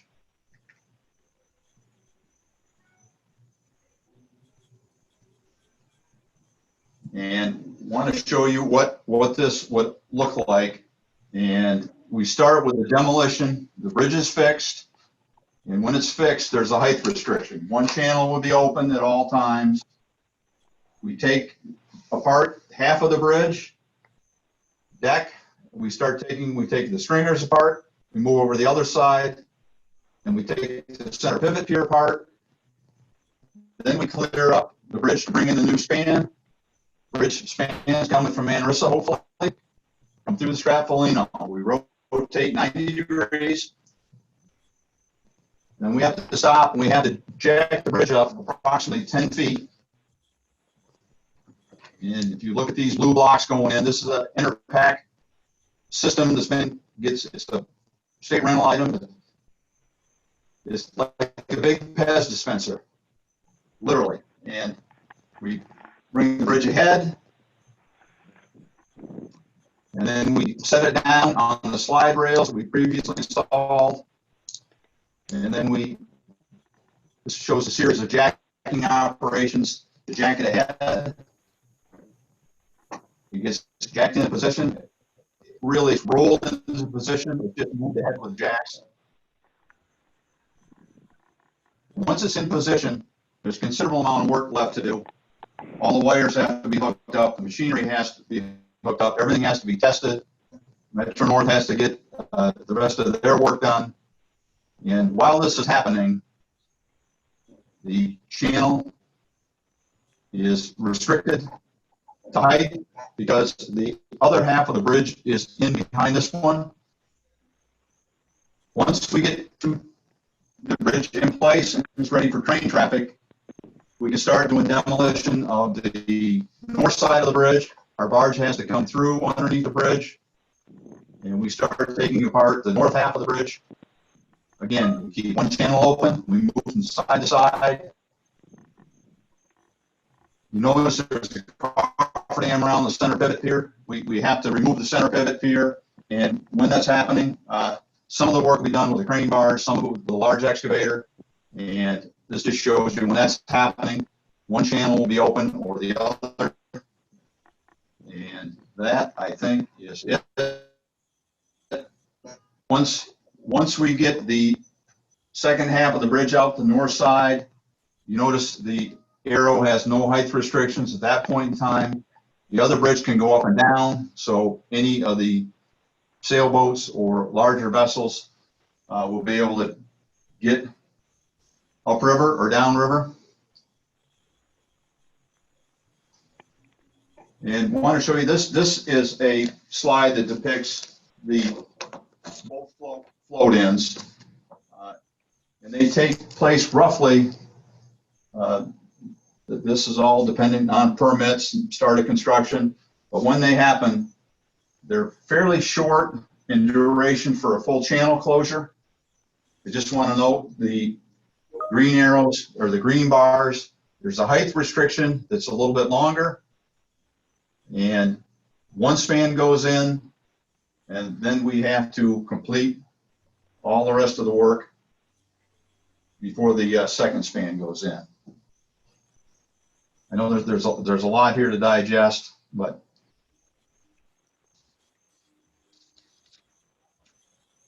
pier removal, we touched on that a little bit before.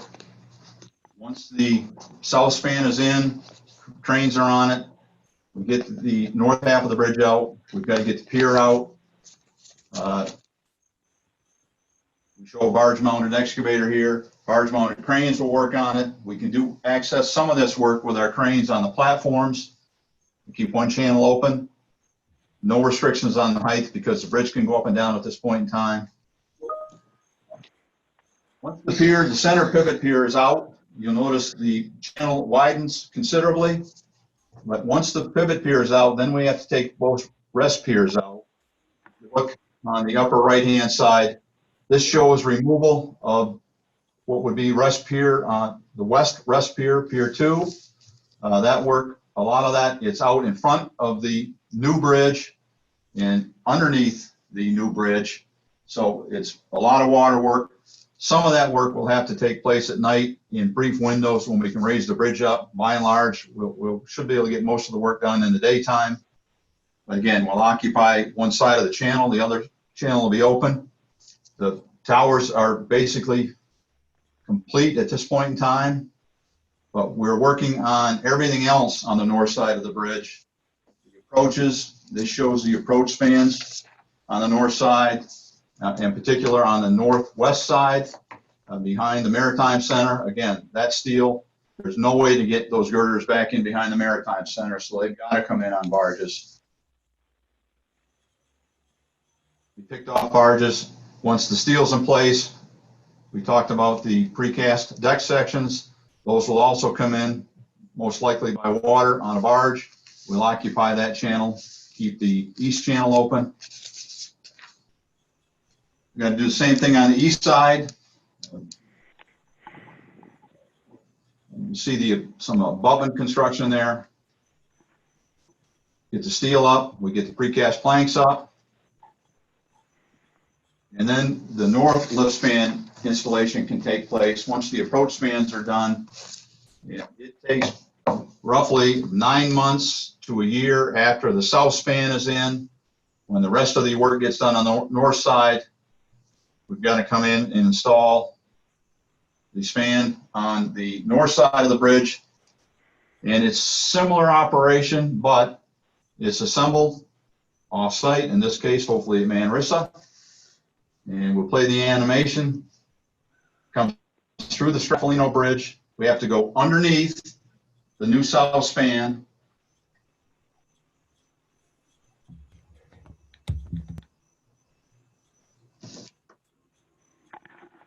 Once we get up above the bridge, we can rotate, come into position.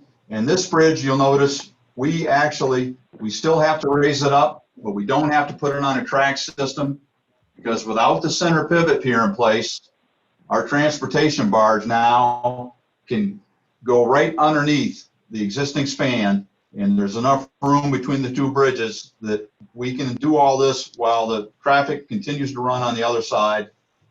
The bridge is lowered into position. In one tide cycle, the barge goes away. Now, once this happens, the bridge is in position, but it still won't go up and down. We haven't hooked up the ropes. We have other work to do, but it's much less of a restriction than we had before. It won't last as long, but we won't be able to operate the bridge for 4 to 5 days, probably after we bring it into position. It'll be a short period of time. Once we get the ropes to the point where we're comfortable raising the bridge, if any overheight vessels have to come through, we'll get them through as quickly as possible.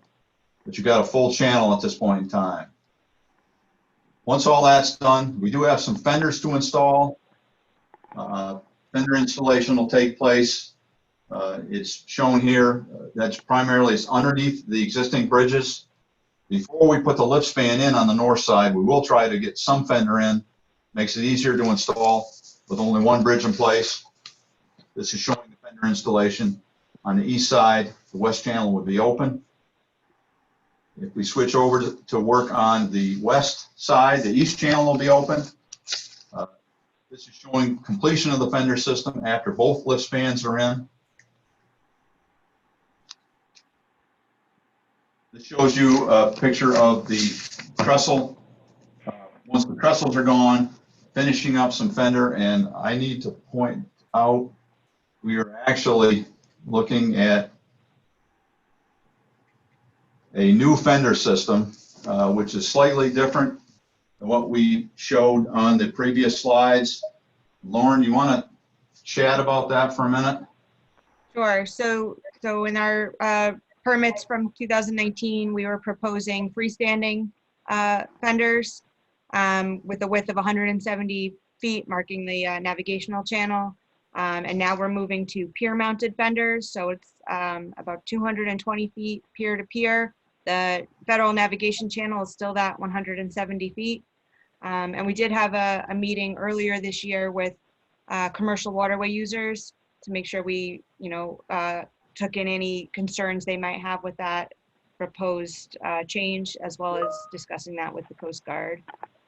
So the permits submitted this past June include these pier-mounted fenders, and there is a little bit of freestanding fenders shown in this image right here to protect the control house. Yeah, the intent is to open up the channel approximately 40 to 50 feet wider than it was before.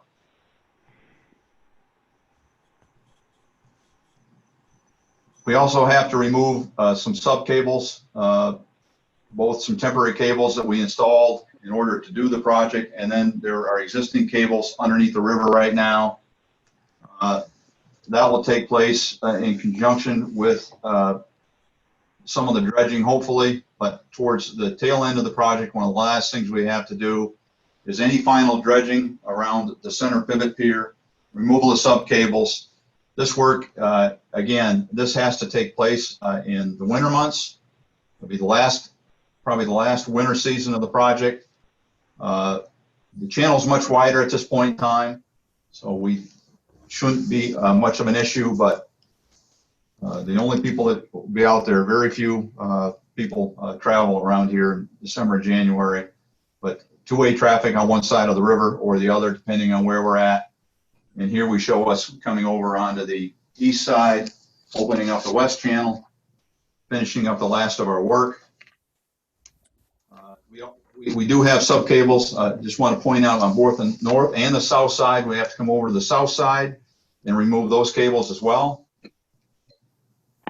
And we go back to the overall schedule that we showed when we started. And I hope that this gives you, we've given you a little bit more of a understanding for what we're going to do. The blue bars, which take from year 1 to year 5, the blue represents what we call partial channel closures. We'll be taking one channel or the other, always leaving one channel open. And we'll leave 2 channels open when we can, but the vast majority of the time, we will be occupying one side of the river or the other. The bigger part of the work takes place, the float ins, in the last year and a half or so of the project, shown on the right-hand side of the scale. And the first closure for the south swing span removal, the total activity takes approximately 3 months, start to finish. The second float in occurs much quicker. And we had the individual schedule, which portrayed that, I think, pretty well. The dates, 2021 could be year 1, depending on when we get permits and when we get authorization to proceed.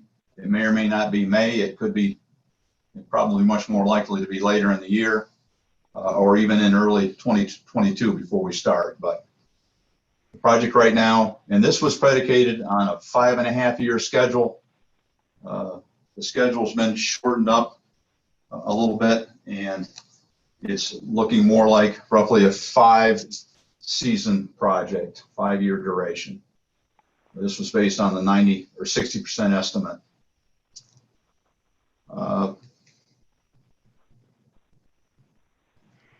That is all that I had, and I am sure, Jeff Patel, do you want to close and then entertain questions? Sure. Yes. Thanks, Chet and Lauren, for a good job putting together this presentation, running through it. Another note, I'm not sure if everyone was experiencing the same thing, but with the video animations we had playing a couple of slides back, it was coming through a little choppy. I believe Chris Samarajak sent links to those videos along to the commission earlier. If you need to, we can send those links again so you guys can see the full videos clear if it was coming through choppy. So as Chet mentioned, if you guys have any questions, now's the opportunity. We'll open it up.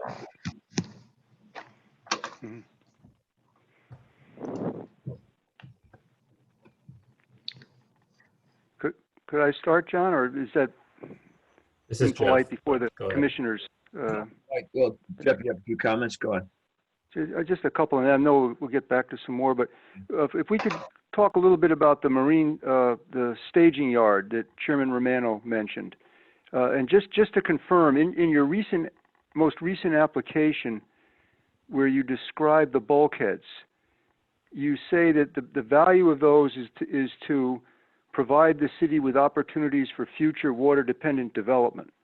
And then you also would be dredging between the new bulkheads and the channel.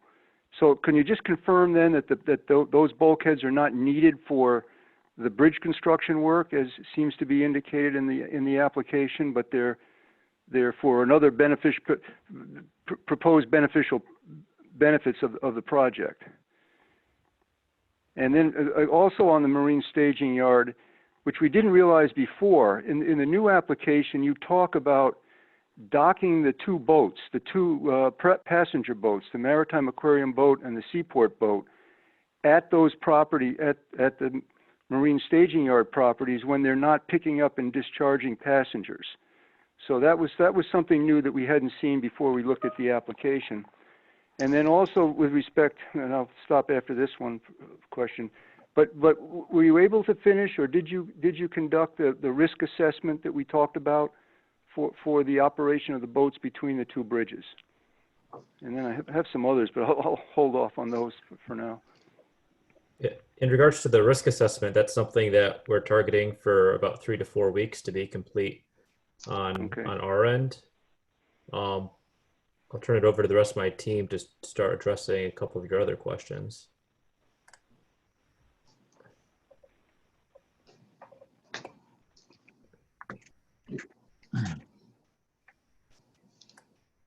I'll go. I can't speak for the department, Jeff, on the bulkhead, but my understanding that the state has to buy these properties, and they will, in fact, then have to resell them at the end of the project. So with that in mind, they have, at least they're still pursuing a bulkhead and do we need it? Do we absolutely need it for a marine staging yard? And the answer to that is no. We would not have to have it. Would it make the property easier to use? Yes. So from that standpoint, and the vessel relocation, option B that you saw, again, it is, from the contractor's standpoint, we prefer option A. We have no issue with the boats staying where they are. We believe that the vessel test that we did showed that they don't have any problems docking there. And we'll wait to see the risk assessment and the study once it's released in 2 or 3 weeks. But we would prefer to keep the vessels where they're at. And those 2 vessels are the least of my problems. I have 240 trains a day, a possibility that I have to work around. All the other boats, all the other rowers, and we have not had any issues with those 2 boats since we've been here. And the couple of times a day that they go in and out, we do not see as a problem for us. We would rather keep the marine staging yard for our exclusive use and not build any docks, not put the boats down here at all, and leave them where they're at. And that's the contractor's viewpoint, Jeff. Right. Yeah, but Chad, just to clarify, I'm not, trying to argue, but what was new in the recent application was not that you'd use the marine staging area to pick up passengers and discharge them, but that you would dock the boats there when you're not picking up passengers, and you'd still do that between the bridges. That was just a little new wrinkle. And then the other thing is that on those 2 properties there, I believe that the previous, and I didn't was that one of those properties would be acquired, but the other would have an easement that you would have over the property. So it was just the questions to clarify how you intend to use those two properties, since that you're now planning to use the Manresa Island property. And I know I said I'd stop, but the other question we had was that can you at some point provide the questions that were asked at the Manresa Island meeting and the responses, so that we can get a sense of the questions that were asked at that meeting, the public meeting? Yeah, in regards to the questions that came in from the commissions, I believe we already responded to those and sent those back to the commissions. I'm trying to see if I have the information here on the balance of the questions. Those are currently in progress, is my understanding. Because that might be good to share with all the participants at that public meeting, you know, to know what others had asked, as you would know if it was a regular public meeting, because you'd hear people asking the questions in the meeting. Yeah, so right now we're targeting to have the balance of the questions complete to be released next week. Oh, thank you. John, may I ask a question? This is Tony. Yeah, please, Tony. Yeah. On the Water Street property, you don't mention anything about the Marine Police boats. Are they being considered? Are they being moved, or are they going to stay there? That's at the south end of that property. I believe that, again, we are cautiously optimistic that both boats will stay where they're at and the docks will not go in place, but the option B showed the police boats staying where they were at, Tony. They weren't going to be relocated. Okay, I didn't see them there. It looked like the equipment was taking up the entire space, but okay. Well, when I need, if in fact we had to construct these docks, we might have to temporarily relocate the police boat while we're doing the construction. I don't want to misconstrue that, but once the docks are in place, there's enough room for the police boat to get in and out and clear the end of the new dock if that option gets selected. Okay. Thank you. I'll go next. This is Chris McDonald, if that's okay. Yeah, Chris, please. Hi. Couple questions more about moving of material and staging of material. Well, I'll start with the deconstruction of the bridge. You don't really talk about the lead paint containment that's going to have to happen in and around the demolition of the existing structure and the existing approach spans. I guess you've gone away from moving the structure out as a whole or a half. So it's going to be demolished piecemeal on site and barged out, but that'll still be, you know, demolition of lead containing structure over the waterway. So I'll let you answer that one first. Yeah, Chris, no different than anything else that we have to do here on all of our projects. We've got to do containment. There'll be barges underneath the steel as we de-lead it, catch anything so it doesn't fall in the river. You know, fortunately, these bridges are pretty old. There's very little lead-based paint left on them. But we took Ann Street apart. We de-lead all of our cuts, 6 inches on either side of our cut lines ahead of time. But we're trying to take it out in as big of pieces as possible, minimize any de-leading to the absolute minimum. And we typically, we're an SSPC approved lead removal contractor, not a problem for us, and don't anticipate really any issues, whether it's over the water or over land. We still have to catch all the lead debris. All right, because I believe, yeah, I'm quite certain that's the way you're going to be made to do it, but it was kind of omitted, and there was no really talk of what happened to the steel once it disappeared in the environmental documents. And then my other question was about, is a large amount of material coming in either on barge, not the structure itself, but the pieces of the high tower or the approach spans. Now, do those anticipate being fabricated not locally and barged long distances, or are they going to be trucked in truckable pieces and then assembled locally and barged to the site in pickable pieces, I will call them? You know, I'm assuming you're going to do them as large as you can pick with the cranes you can have on site. Chris, good questions. And the answers are, until we may end up with one fabricator doing the towers, another fabricator doing the lift spans, a third fabricator doing the approach spans. Some of them don't have water access, some do, and some pieces may come in and smaller components have to be transloaded to a barge and assembled. We have multiple scenarios, and I can't tell you for sure right now, but all of the above could happen. But there ultimately there isn't that much. You got to remember, this is a long job. There isn't that much material.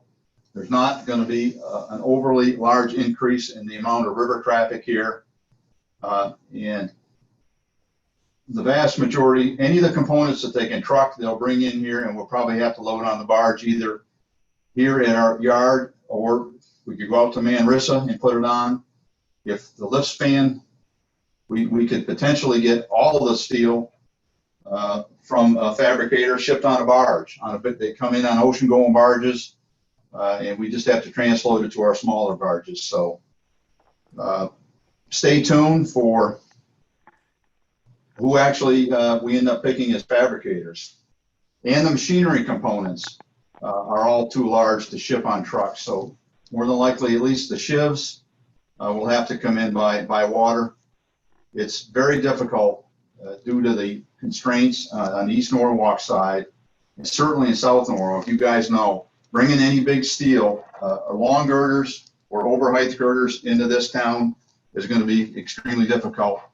And most of it we may have to go load it to another, we could load it on barges at many other locations here and bring it in. But just get it to the water. A lot of it will have to go to another yard and get loaded on barges to get here. And the precast concrete deck pans and all, is that something that's going to be, again, done locally by you and intermodal onto a barge, or is it going to be outsourced? We showed barge delivery, Chris. There's a fabricator up in Albany, New York, that has the ability to get them on the water. They'll come down the Hudson River and come here. There are also there's Blakesley in East Haven, I believe. So we may, and again, it's limited by weight and width to get them here. If we keep them small enough, they can be trucked. But we have the option to bring them in by water and or have a fabricator build them and get them to the water somewhere here where we can get them on a barge and get them to us. So they are truckable. We can get them here by truck if we have to. But I think that more than likely we will end up with the gentleman up in New York. And he has water access, and it'll be a lot easier to bring them down on the water. Yeah, because I think from Norwalk, South Norwalk we're just concerned about the, trucks with large piece of material, coming in to the neighborhood as much as it is impact on the, barge would be less impactful. Yes. Than having trucks coming in and being intermodal sites on Manresa or Water Street. Yeah, the intent, as you know, you probably were on the Manresa Island. Those folks don't want us to bring any more out there than we have to. So there are depending on which fabricator is chosen, what their water access is. Our preference would be for them to come get loaded on a barge. In this case, it's I'm pretty sure it's going to happen. They'll get fabricated in upstate New York. They get loaded on a barge at the Port of Albany, and they'll be brought down here in a couple of barge loads. Okay, that's it for me. Thank you. Chad, John Pinto. The Shellfish Commission and Harbor Commission and certainly water quality people have had a number of discussions regarding the turbidity data that were taken previously. I was wondering if you had any information as far as what you plan to do with the numbers and how you plan to use that with regard to monitoring water quality during the dredging process. We have Denise Young on, who's stepping in for someone else. And Denise, you want to go through where we're at on the plus or minus 1 year of study that we've done already? Yeah, I'll step in. This is Denise Young. I work for DOT Environmental Compliance. We've got a year's worth of data now with samples taken every 15 minutes, which means there's a lot of data, 3 different sample locations. Right now, I've gotten through roughly the first 3 months of data.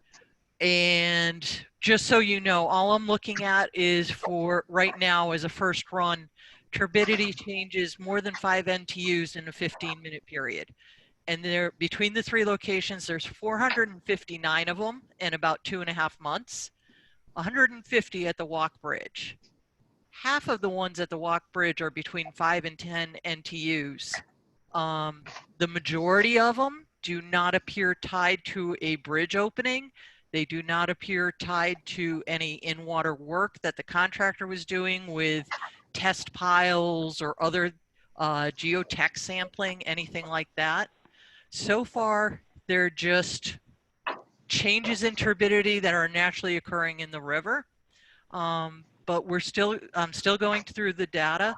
Like I said, I've condensed about the first 2.5 months of the data. I've got a lot more to go through, and it's a lot to go through. So Right. it's going to take a while. I realize it's an Augean task. Just as a quick question too, have you considered, have any toxicity measurements been made on the sediment along with granular size? We do have grain size on the sediment. That was done as a part of the geotech work way back. So we do have grain size on like what's being dredged and all of that.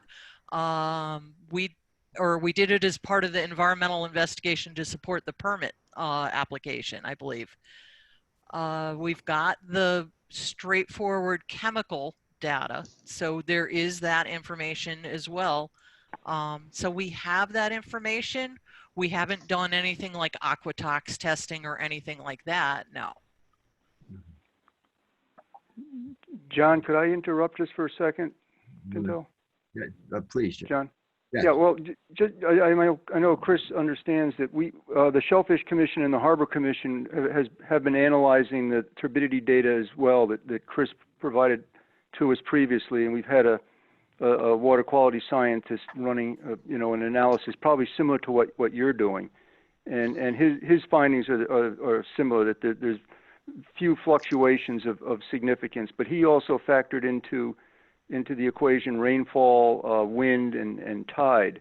And we discussed this with DEP a couple of weeks ago, and we're going to share our DEP, of course, is looking forward to receiving all this analysis for the purpose of deciding what sort of action level to attach to the permit.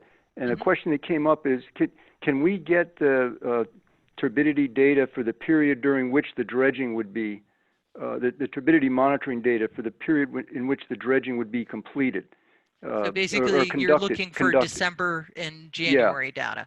Yeah, I can get you the December and January reports. Oh, good. Yeah, because that would be helpful, and then we can share our analysis too with you. But the purpose is just to try to find out what's a reasonable and appropriate action level to attach, and then in the permit application, it seemed that you were indicating that you did not anticipate or wish to stop work when whatever the action level is that's attached is exceeded.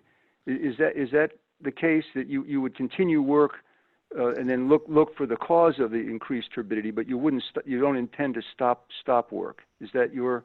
Not immediately. It's a stepped process. You first, because there are other people in the river, and there's a sewage treatment plant right there, and you have things going on like, you know, algae blooms and things, we would want to evaluate. 5 NTUs, I've talked to DEP quite a bit about this. 5 NTUs is not even visible, which is what we were starting with an action level. So to evaluate it, you're not even going to see it. If it's going through the turbidity curtain, you're not going to see 5 NTUs. So we're looking at what's an appropriate action level. We have a stepped process, which seems to have worked very well successfully on the Mill River remediation. So that's what we were starting to base our program on, where you get an action level triggered. The first thing you do is you have somebody lay eyes on it. Is something wrong? Is there something going on? If it continues, and I mean, I don't mean continues for 8 hours. It's stepped within like an hour. It's intended to be addressed as quickly as possible, but like within an hour. And if it continues and you can't figure it out, we may have to stop work and evaluate whether there's a problem in that turbidity curtain.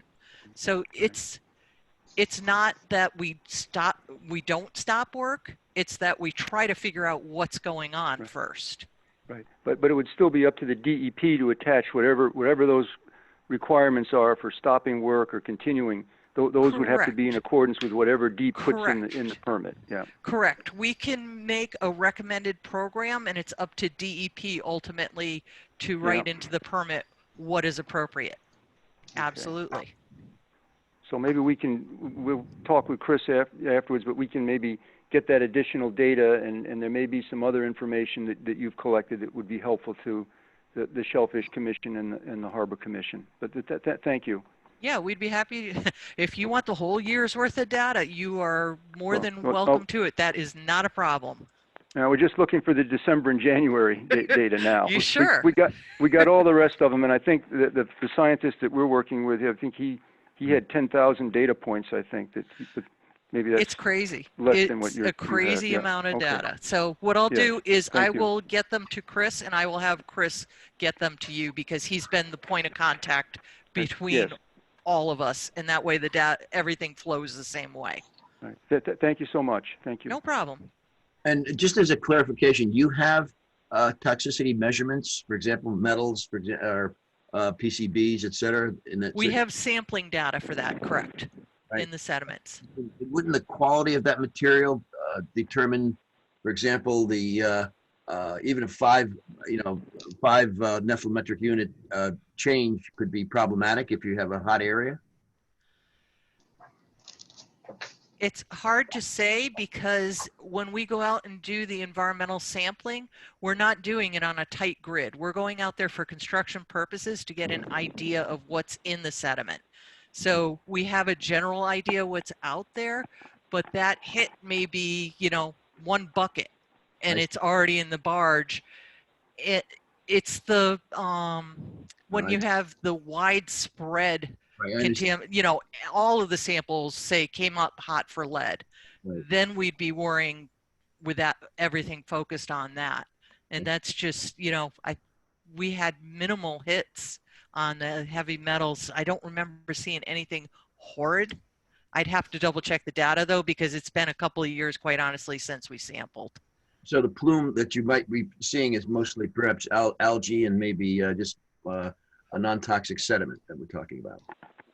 Possibly, because based on what we're seeing now, I mean, we've got hits that are just all over the place out there. And like I said, I started with the easy stuff, the bridge logs for did the bridge open to allow a ship to pass? And I started with the easy stuff like the construction records. Were we out there doing work? Because those are 2 that are very easy to define. And then I was going to spread from there, at least for the ones that are really high. The changes that are 50 NTUs in a 15-minute period, I'm more curious about what triggered those than what triggered a 5 NTU change. Yeah. Big ones are the ones I'd really like to figure out. Well, that's what we're looking at too. So maybe when we put our results together, we'll come up with something that's insightful. But yeah, the guy that we're working with is doing the same thing. So Okay. That's right. We saw that there's sporadic. Yeah. Very nice. Are you guys working with Richard Harris? Yes. Yeah. Pardon me? You're I working didn't hear with the Richard, question. correct? No, we're not. We're working with Professor Hart from upstate New York. He was a former official with the New York Department of Health, and he was the fellow who did the report for us on the I-95 on the Yankee Doodle Bridge as well. And he also had run a model relating upstream bacteria samples in the watershed with the elevated levels in the harbor. So he's done quite a good job for us on several projects over the years. All right. I will tell you, I'm not sure whether you're aware of it, Jeff. We did do our dredging project at Saugatuck last winter. Yeah. In my mind, it was pretty successful. Richard Harris did do a study for Norman Bloom hired him when we were up there working, unbeknownst to me. I'm sure he's provided that to you, but he was very complimentary of what we did. This winter, we have a dredging project to do here at the Walk Bridge, and we're anticipating again that we're gonna get along well with everyone here, and we're not gonna have any issues, and it'll be a little bit of a precursor, but we've got not insubstantial, but 2,500 to 3,000 yard submarine cable dredging project that we've got to do here this winter in January or December and January. So everybody will be able to get a little flavor for what works and perhaps what doesn't work and what we have to improve on. Yeah, I have some other questions, but I will let the commissioners ask theirs before I keep talking. If I could just chime in for a few other things too. We've been sort of waiting for the other shoe to fall with regard to, I'm just wondering, Chet, if you heard anything from Eversource with regarding their plans on sort of redesigning their power lines through the harbor. I'll give you I think we already responded to your question, guys. We don't have any update from Eversource at this point in time as to their schedule and where they're at. And John Hannafin's not on, but Jeff, that's what I know. All right, because they've been sort of the elusive butterfly in all this concern. Everything is tied in. It's all tied in itself. So because their project is tied in with the 68 Water Street project, certainly, and as well as your bulkhead proposal. So we're certainly waiting. Yeah, John, we're definitely still coordinating with Eversource at a high level with the department. Right now, we don't anticipate their schedule to impact our timing right now. But for specifics, obviously, if Eversource were to come and participate in one of your commission meetings, you could definitely get more specifics from them. But that you haven't heard that. I'm sorry. That's interesting though, because we thought that Eversource was a key to your schedule. They had to do. They had to do certain things before you could start, and that's why we were wondering whether what their plans might be to submit to the siting council, because they need that approval, and they also need then after that the DEP permit, and I guess it's less significant, but they need the 408 permit from the Corps. So we always thought that was a key factor in your schedule. I thought this is an order to move forward with your project. Yeah, definitely. It's just the information I have on hand in regards to the schedule is that it's still looking okay on our end with the projections that they have. Well, we didn't hear about any projections. Well, that must mean they're close to submitting something then to the siting council. Deep told us that I guess the understanding is that they would get the siting council approval first, and then would apply for the deep permit. But I guess we've inquired of Eversource that they could give us an update, but we haven't heard back from them. Yeah, I mean, obviously, going to Eversource is going to be your best source of information, Yeah, right? All right. So we can't speak for them on specific. Okay. do you have a time period or anticipated schedule for submitting your application to the Corps of Engineers and to the Coast Guard now? Is that something that's imminent? Let me check with my team to see if we have more specifics on those dates. Lauren, I think, can answer that. Yep. So we've submitted our permits to DEEP, both the structures dredge and fill and the FMC. The 404 permit was also submitted to the Corps. We're working on the 408 and the Coast Guard permit right now, and we anticipate everything to be in September. Everything to be in September. Okay. Now, Chet, while I'm still talking, sorry. You mentioned for Manresa Island that you were also going to I thought you mentioned, store some of the work barges there, if that's the right word. But in the application that's submitted, you're still applying for 3 barge mooring areas in the South Anchorage and west of Sheffield Island and then south of the visitors dock. So that. Do you anticipate that? So that's what, just to clarify. So Manresa Island would only be for the fabrication and that work. You wouldn't be, your work barges wouldn't be stationed there. You'll still want to station those in the harbor. Jeff, it's a twofold question. We need to submit for moorings because Manresa is not a foregone conclusion. We have a process to get through before we are ever given permission to use that site. So in the meantime, we need to have some places here for storage. If we are able to get the Manresa property, it would provide us probably every place we needed to store barges and hopefully not need to use the other moorings, but we still need to apply for some moorings, Jeff, so we have a place to put some barges if the Manresa facility falls through.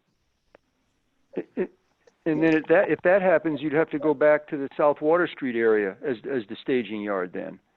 Well, is that, or we have to go off-site and fabricate these things further away and barge them to the.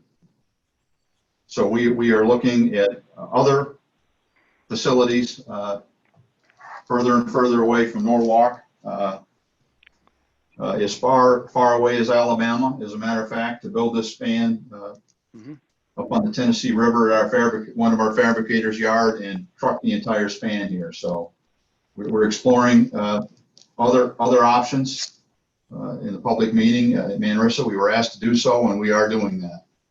Okay. Yeah, all right.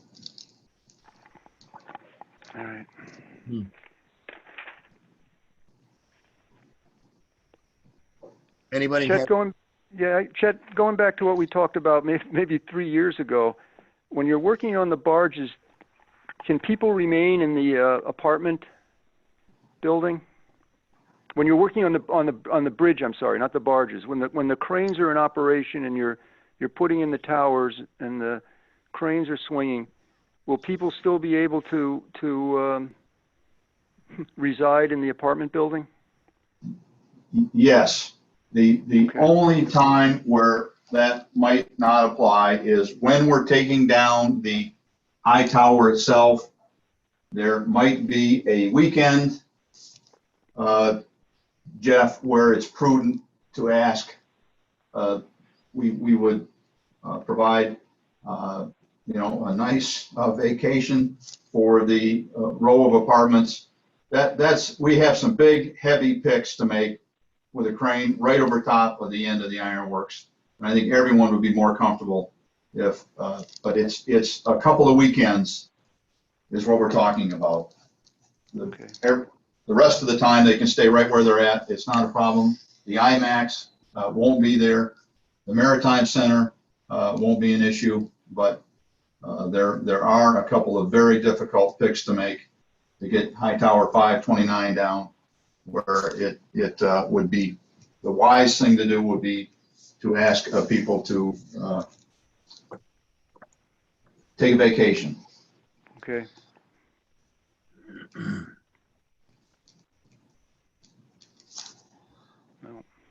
Yeah. Quite informative. Yeah. I mean, does everybody want to think about questions to put in writing, and who would we be sending it to disseminate it? Who's going to be the point person? Do you need that info, John? Well, we've already submitted some questions to Chris. Some of those were addressed, but clearly a number of other issues certainly have come up during this discussion period that might require some further thought. Yeah, and John, this is Jeff again, not to interrupt. If you guys have any further questions, you can submit them to Chris Samarajak again, since he's your main contact. Right. And then we can work on addressing them.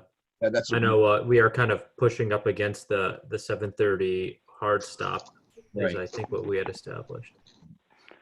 But one other comment we might make is, to clarify what the purpose is of our questions and what we're going to do in the future. And I think, John, if I'm correct, our intention is, as we've discussed with Deep, is to put our comments about your current revised application in a formal letter with comments and recommendations to Deep.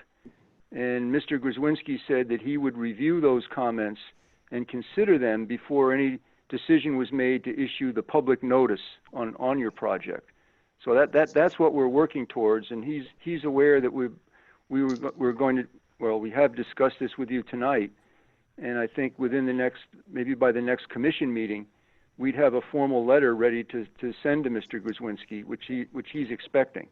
But that's my understanding, John, of how we're proceeding. Yep. Yeah.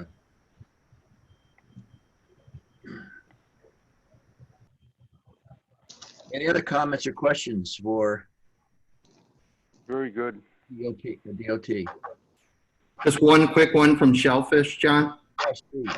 Yeah, so we'd just like to thank them for their presentation and in advance for answering those questions that were submitted at the public meeting on the 16th of June and the ones that were submitted more recently. So I would just like to ask that for the Shellfish meeting on September 3rd, that the department and contractor and designers be prepared to answer those questions one by one in an open public format. I'm going to give you the comment to the safe too.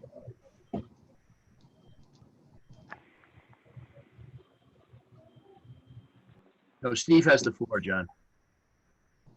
Was that understood? I don't know if my comment was understood. We Yep. heard. This is Jeff. We heard it on our end as well at the DOT. Thank you so much. Thank you. I was hoping we could come and do this meeting in person tonight, guys. I'd much rather be there standing in front of you than doing it on this stupid Zoom deal. I certainly concur with that, Chet. Well, we can't tell, Chet, if you're making faces at us or making gestures when we're talking, so this would be better if you were here. My restaurant is right around the corner from where Deep is too. I'm in Milford. Was that a commercial? Yes.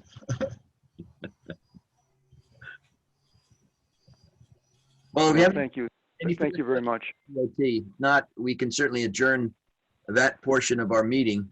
And certainly, as John had mentioned, we will take everything under advisement and make comment, and then hopefully submit our responses to Deep within a timely manner. Sounds good. Thank you very much. I think it was very productive. There was a lot of flow of information. Very well done. Chet, you're amazing. That's all I got to say. But, you know, it's nothing better than coming from the guy that's doing the work, you know? Yeah, the buck stops here, guys. You know where to find me. Yeah.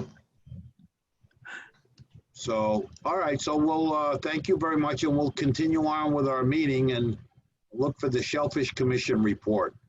Johnson and Bartosh.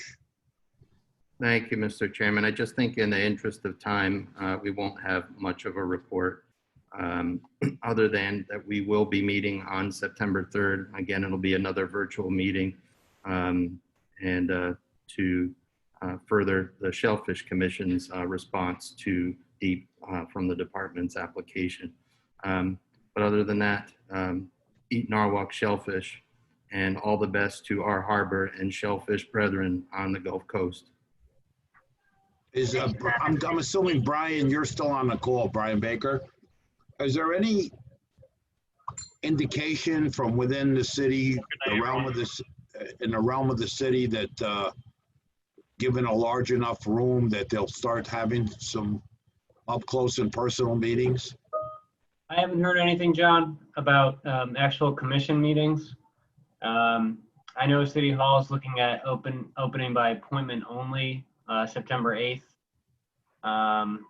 But as far as commission meetings, I think the idea is that if, one commissioner were to come down with COVID, they could possibly infect the rest of the commission, and then you're kind of all, no pun intended, out of commission. So I haven't heard anything. I mean, there wasn't any issues yesterday when I came down and paid some taxes.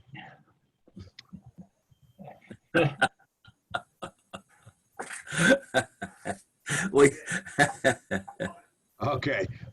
Dennis, you still on the call? Yes, I am. All right. Our mooring and harbor safety, anything you want to bring up? Yeah, I think, the usual stuff if you want. Can you hear me? Yes. Yeah. Okay. As you can imagine, the renewals are kind of slow this year, whatever reason. And, the committee continues to address the issues and concerns that are brought forward to us. We have 46 approved applications and 33 that are under review. And of course, all the applications, we go through a check system and we let them know what's missing in their application, what needs to be done, et cetera. And the harbor master, although he didn't say it, he will be checking the moorings that are in place to make sure they meet the current compliance. So under harbor safety, we heard from the harbor master earlier that, and they reported 2 issues in the harbor. Otherwise, I'm not aware of any other issues or concerns regarding harbor safety. I have not heard from Sergeant LePac. All right, well, other than that, I mean, you pointed out the obvious, that our cash flow is going to be impeded to a degree. Thankfully, we wound up getting a better grant than we've had in the past, and obviously we're going to need that money to offset our losses, so to speak. And with the committee that Jeff Mangles is chairing, hopefully that'll get some legs, and we'll get some productivity going there, and we can help solve some of these issues moving forward. Talking about finances, Mr. Mobilia, you want to? Good segue. We had a beginning balance of $3,880. Our revenue, we got a check for $104 from Online Mooring, and we got our grant for $20,000. So I think we're in good shape at the moment. And did we pay Jeff's bill from Jeff Stedman's bill from the latter part of last year? Yes, we did, and I just put in his for the expenses that he engaged in, and that did not show up yet. It will show up within the next week or so, and he should be getting that money shortly. So he's totally that expenditure is totally up to date because of the difference in the fiscal year and the calendar year scenario. No, it's up to date as of December 31st. All right, so we have the first half year of. So he has to submit a bill for the 2020. first half. Yeah. Jeff, can you kindly put that together so we could be more timely in our overall, because if they look at us sitting on money and we actually do have it spent, it'll just bode better for us in the big picture. Thank you, Tony. To continue here, the expenditures were $2,301. That included the harbor master and we paid the interns their payroll and their mileage. So we have a fund balance right now of $21,682. Okay. Is that the end of your report, Tony? That's the end of my report. All right, thank you. We also talked last month about exploring the acquirement of a harbor master boat. and Right, shellfish boat. I know there was a grant given to the police department for a new boat. And then their boats are gonna be sold off. I don't know, I mean, that is a discussion that should happen. I mean, maybe we can, the city already owns them, transfer it out of the police department. I don't know how that impacts budgets and the like. But a conversation should be had somewhere, because I don't think those boats are in poor condition, and they may, and I'm gonna guess that they're in much better condition than the combo shellfish harbor boat is. Yeah, and that would save us some money in the coming year. Yes. So that'd be something we should be exploring. Plans and recommendations, Jeff? So it is slow to get a meeting with the Gardella Group, hopefully next week or so. But we also have a couple of the other commercial entities, so we are going to move on. And if we can meet with them, we can meet with them. If not, then we're going to go to the shellfish or shellfish entities, if you will, and just go with that. And then we'll submit a report with or without the input of of Cove and Rex and all. Okay. Anything else, Jeff? No, that's it. Dennis, I do want to get together with you on where we could store some dinghies, and once Alan is here, we can get together and go ahead and brainstorm a couple of things if that's okay with you. All right, newsletter and website, Alan, and he's not here. Water quality, Joe Schneiderline and John Crespo.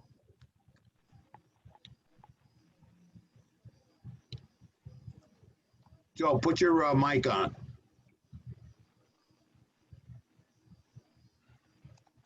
We had no meeting thanks to the storm. Water quality as well as shellfish were canceled earlier this month.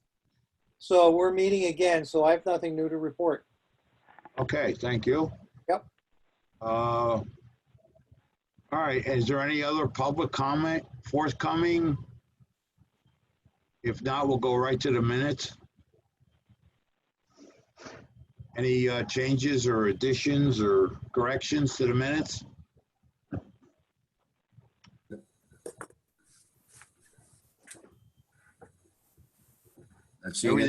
Everything is fine minute-wise, so somebody put a motion forward for acceptance of the minutes as written.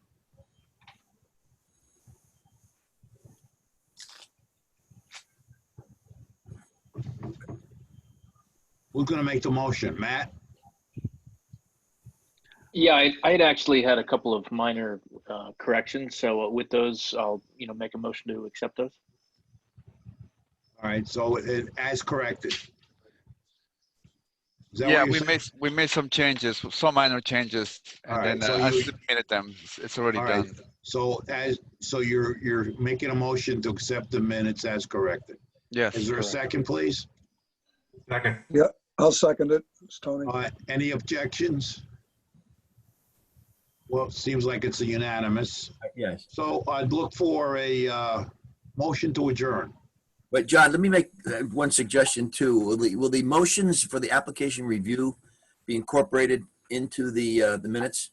Do we usually get? They already have been, because it's a combined meeting, and every application was submitted with a language and was put forward, seconded, and voted on, every single item.